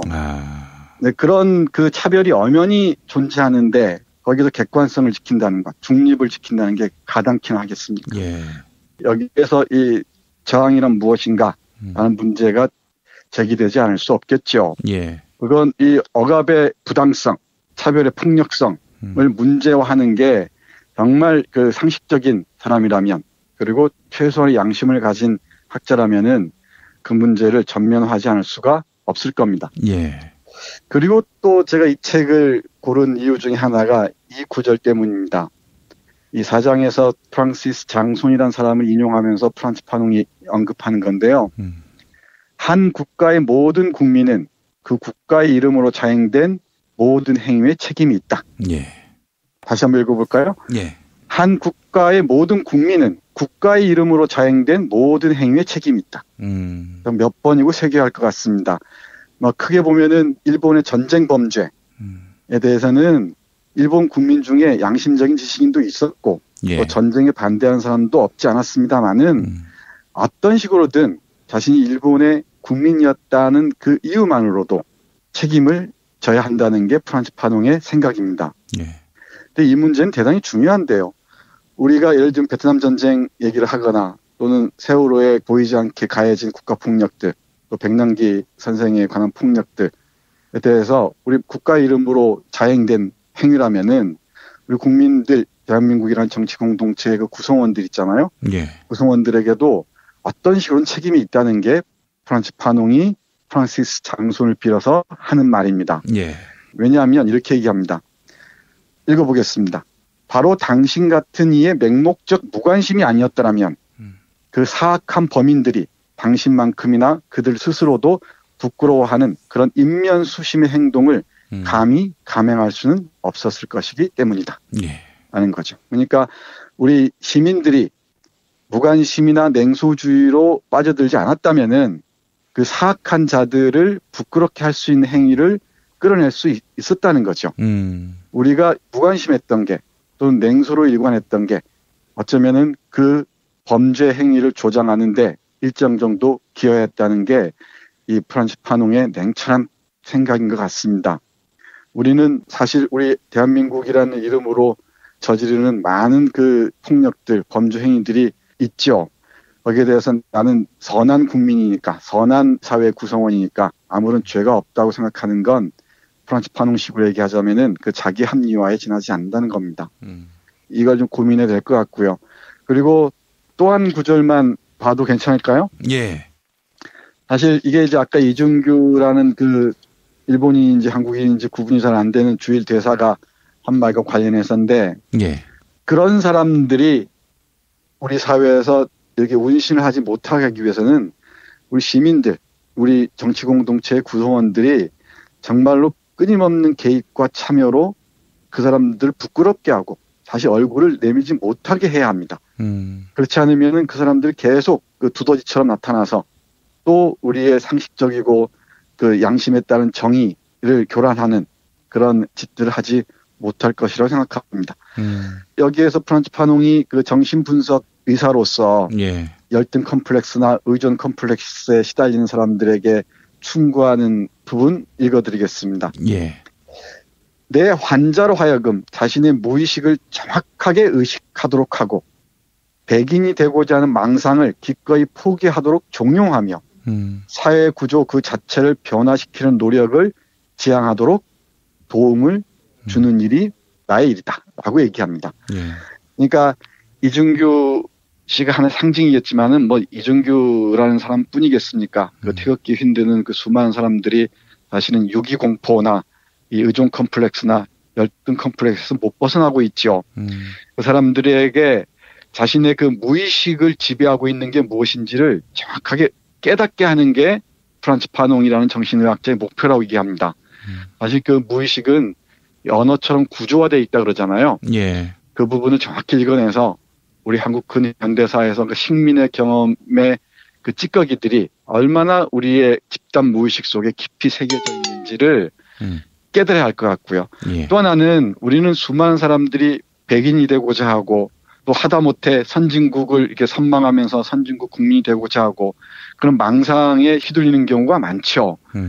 근데 그 망상을 기꺼이 포기하도록 해야 한다고 말합니다. 그러기 위해서는 나아가서 사회 구조 그 자체를 변화시키는 노력을 멈추지 말아야 한다고 강조합니다. 예. 우리의 그 사회 구조가 바뀌지 않으면 무의식적인 욕망들, 이른바 열등감이나 의존 컴플렉스로 칭칭 감긴 그런 욕망들에 우리가 포로가 돼서 자신의 참 모습을 발견할 수 없다는 거죠. 그리고 정치적인 생활이나 사회적인 관계 속에서 자기 주도권이나 자기 삶의 의미들을 적극적으로 표현할 수도 없게 된다는 거죠. 누런 피부라는 것, 황인종이라는 게 부끄러울 게 없는 거죠. 이런 그 황인종이라는 피부를 벗겨버리고 백인이 되고자 하는 갈망들을 내비치는 순간 이게 우리의 열등감들은 구조화해버리고 그리고 이런 국제적 관계에서나 외교적 관계에서 아주 비굴하고 자기 모멸적인 태도를 극복하지 못할 것이라고 이 프란츠 파농은 얘기하는 듯합니다. 예. 사실 그 여기 백인만 얘기하지만은 그 강자라는 자들, 예. 이른바 문명국이라고 얘기하든 뭐라 얘기하든 뭐 남성이라고 얘기하든 뭐라 얘기하든 이 강자들이 이 식민화 과정에서 저지른 그 행위들은 이런 뭐 말로 표현할 수가 없죠.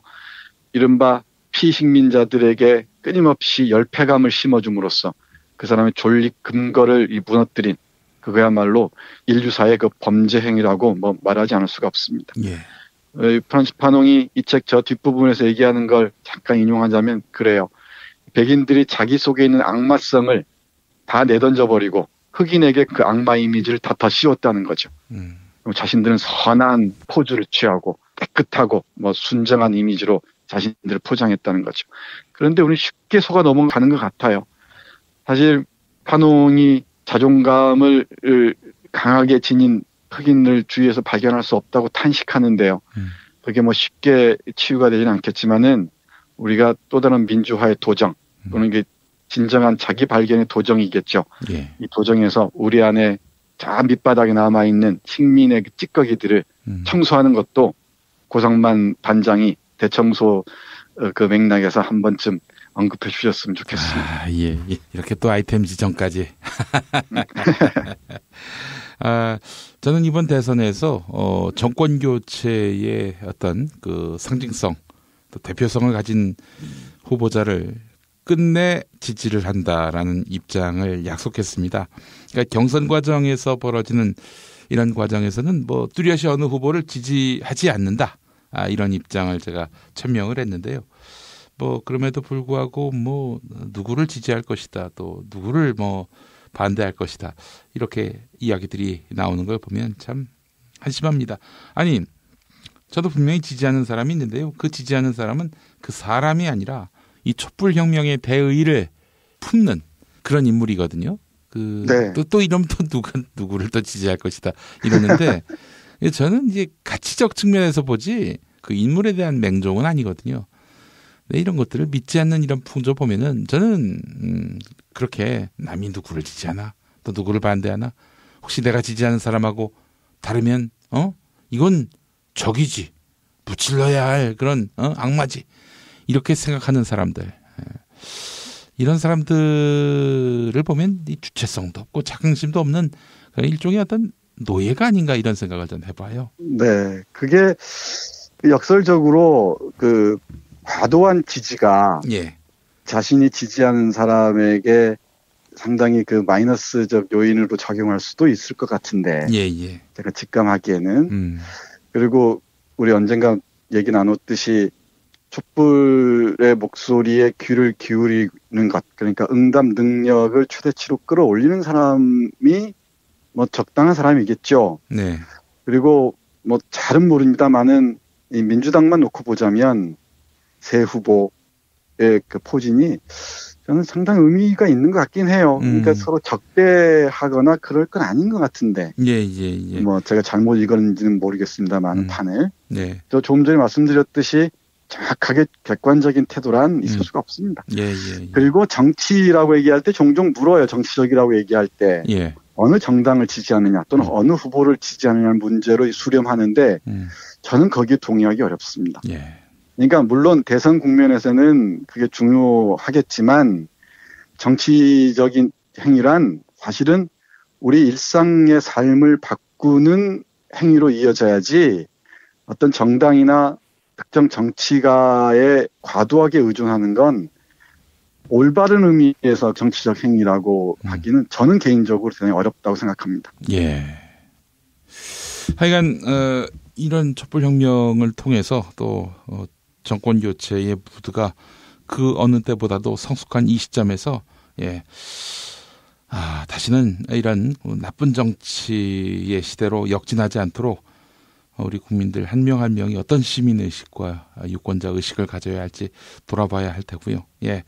식민 지배 사상에 길들여져 있는 노예로서 살고 있는 것은 아닌지도 끊임없이 자성을 해야 되지 않겠는가 하는 생각을 오늘 말씀을 통해서 해봤습니다. 네, 사실 그 대청소 중에서 우리 안에 도사리고 있는 피식민자의 근성, 제국주의자의 그 노예 모습을 치우기가 아마 가장 어려울지도 모릅니다.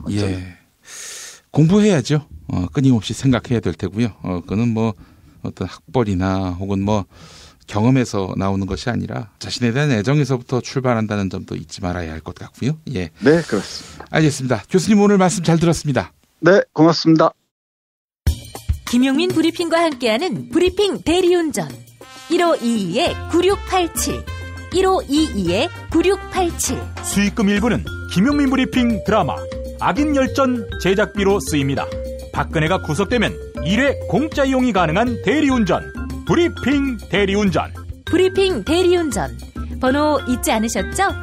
1522-9687 1522-9687 저는 오늘로 대통령직을 사퇴합니다. 광고주와 만나는 시간 바디로직 조종대 대표 연결돼 있습니다. 조 대표님. 네, 안녕하세요. 바디로직 대표 조종대입니다. 바디로직. 어떻습니까? 요즘 장사 잘 됩니까? 네, 뭐 지난주 할인 행사도 하고 했는데 많이들 관심 가져주셔서 좀 성과가 있었던 것 같습니다. 네, 감사드립니다. 그렇습니다. 사실은 좀 우리가 스트레스도 많이 없고요. 어디 앉아가지고 몸을 잘 움직이지 않는 그런 구조만 아니면은 바디로직이라는 회사가 탄생할 리가 없는데. 그죠? 네. 바디로직이 우리 불편한 현대인들에게 큰 도움이 되고 있습니다. 자, 우리 몸을 건강하게 가꾸기 위해서 이번 주 어떤 아이디어를 주시겠습니까? 네, 오늘은 그 야외 활동하기 좋은 이제 봄을 맞이해서 가장 간단한 운동인 걷기에 대해서 말씀을 드리겠습니다. 네, 여러분 이제 펭귄의 걷는 모습을 떠올리면 어떤 생각이 드시나요? 뒤뚱뒤뚱. 네네. 뒤뚱거리는 게 이제 우습고 귀엽기도 하고 한데요. 네, 바다에서 이제 멋진 수영 실력을 뽐내지만 걷는 거는 이제 어렵고 어색해 보이는 거죠. 예. 네, 이제 사실은 이제 황제 펭귄 같은 경우 이게 펭귄이 실제로 그 알을 낳기 위해서 얼음 위를 100km 이상 걸어가는 걷기의 선수라는 겁니다. 그러니까 우리가 볼 때는 우습지만 무서워 보이는 동작인데 사실은 이 동작이 에너지 손실도 적고 지구력이 매우 높은 효율적인 동작이다. 근데 펭귄처럼 두 발로 걷는 동물 중에 펭귄보다 더 걷기에 적합한 동물이 있습니다. 예. 어떤 동물일까요? 모르겠습니다. 네, 바로 우리 사람입니다. 아, 사람. 네. 예. 그래서 이제 사람은 오리 같은 걸 생각하면 오리는 머리가 앞으로 움직이면서 걷고 얘도 뒤뚱거리죠. 펭귄도 뒤뚱거리고. 예. 이제 사람은 두 발로 뒤뚱거리지 않고 유일하게 안정적으로 걷는 동물이고요.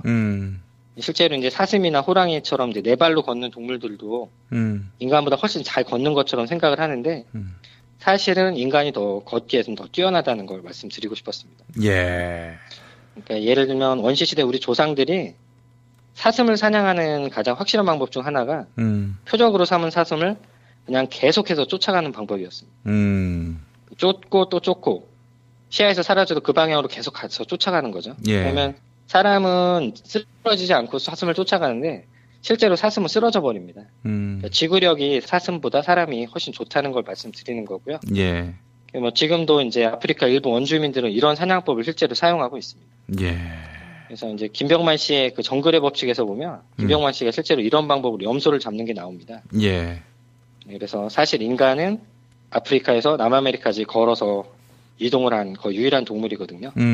그래서 걷기에 자신감을 가져도 된다. 예. 인간은 원래 잘 걷는다. 예. 뭐 이런 재미난 이야기를 먼저 말씀드렸던 거고요. 예.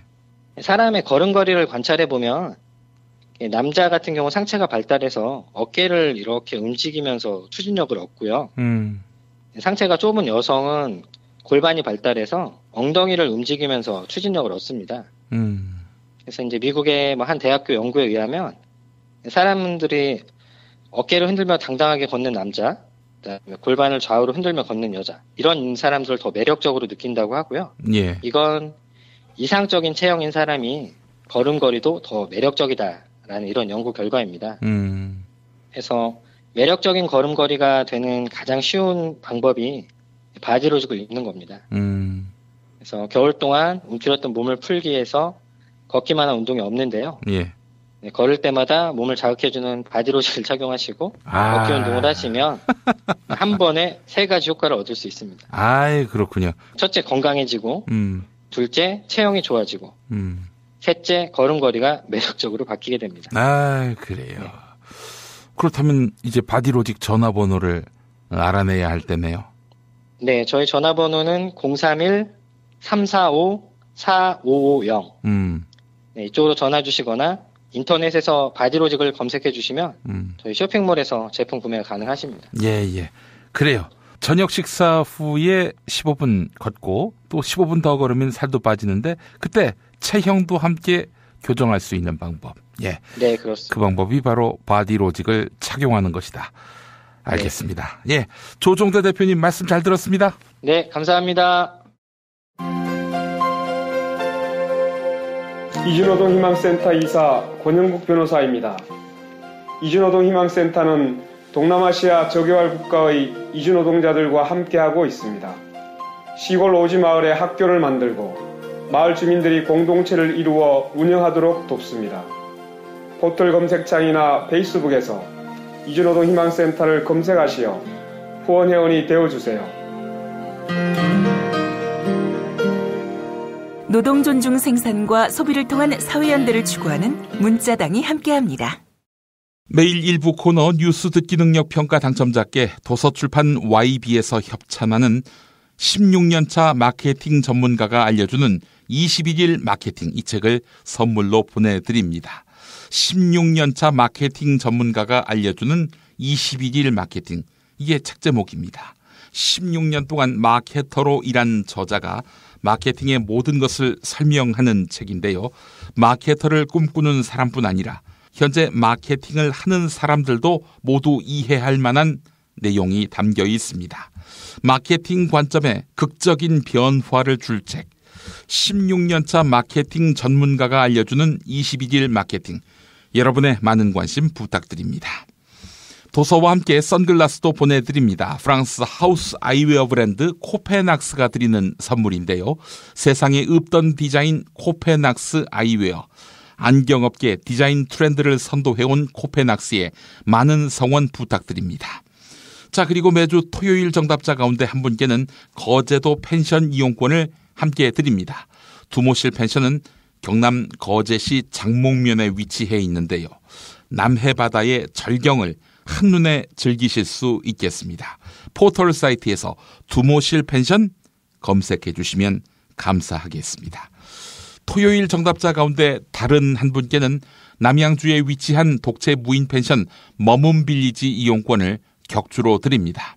대지 2,000평과 건물 2동을 오직 한 팀의 고객에게만 서비스하는 펜션인데요. 카페, 바베큐장, 영화, 음향시설 등이 준비되어 있습니다. 포털 사이트에서 머문빌리지를 검색해 주시면 되겠습니다. 어제 뉴스 듣기 능력 평가는요, 보기 가운데 1973년생 연예인을 맞춰달라는 것이었죠. 정답은 칸의 여왕 전도연 씨였습니다. 예, 저보다 한 살이 많네요. 예. 정답자 세윤83님. 매일 함께 할 수 있는 친구 김용민 브리핑에 감사합니다. 큰 위안과 즐거움이에요 라고 하셨습니다. 또 솔롱구스님, 2017년이 정의를 세우는 원년이 되기를 간절히 바랍니다. 네, 감사합니다. 솔롱구스님. 이번에는 문안토론 퀴즈 당첨자입니다. 어제 문안토론 퀴즈는 만기 출소한 BBK 전 대표 김경준 씨의 누나가 누군지 맞히는 거였죠. 정답은 에리카 김이었습니다. 정답자 이쁜이 꽃분이 12님, 문안 퀴즈 수지킴 완전 웃겼고요. 주진우 기자님 반가웠어요 라고 해주셨습니다. 다음 정답자 개밥 해바라기님, 진실이 밝혀져서 설치류든 조류든 모두 감옥에 보내지길 바랍니다. 에리카 누나, 이젠 입을 여실 때도 된 것 같습니다 라고 해주셨습니다. 자, 이제 마지막 순서 개그의 전당 헌재 보내드립니다.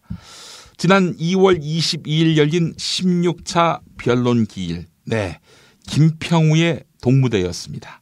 그야말로 김평우 때문에 재판정이 난장으로 바뀌었는데요.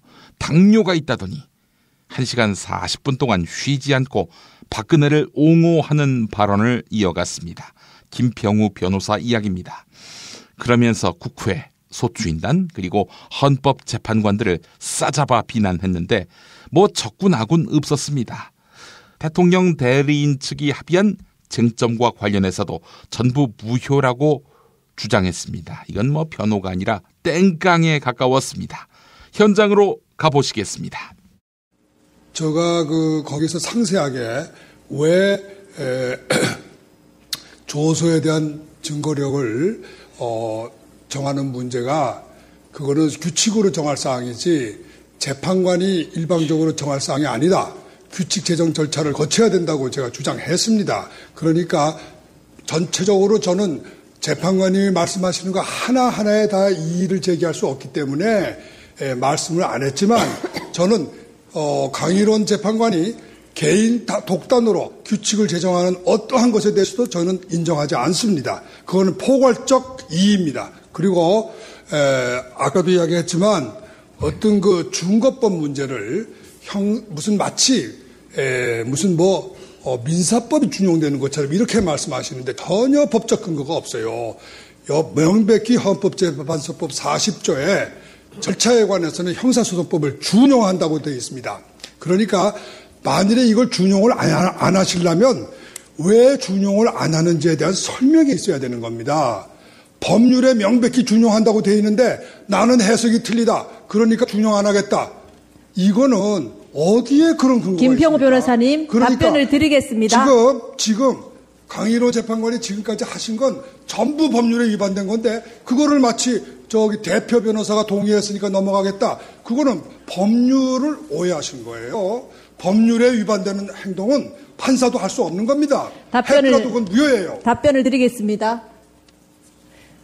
그 헌법재판소법 40조에는 형사소송법을 준용한다고 되어 있습니다. 그리고 헌법재판은 헌법재판의 성질에 맞게 적용을 합니다. 그래서 저희들이 매일 재판관 회의를 거쳐서 이 절차나 진행이나 모든 것에 대해서 회의를 하고 진행을 하고 있습니다. 그 부분은 지금까지 소송을 수행해온 대리인들께서도 모두 아실 것입니다. 쌍방 대리인들께서도요.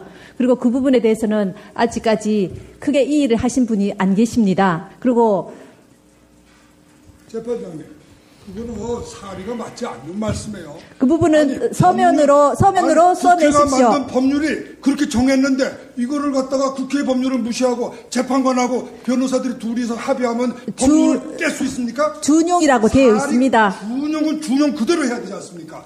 왜 준용이라는 걸 뜻을 갖다가 적용하지 않는 것으로 해석해요? 준용한다는 건 적용하는 방법에 관한 문제지 적용하지 않는다는 뜻이 아닙니다.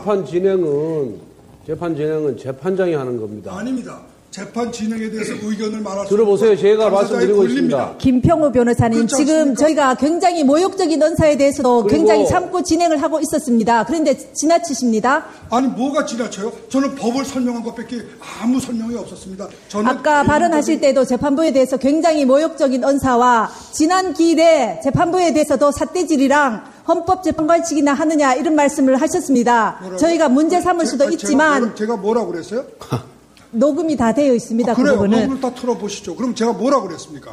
이런 놈이 있느냐고 이야기했지 그거를 갖다 뭐가 잘못됐어요? 다음 진행하겠습니다.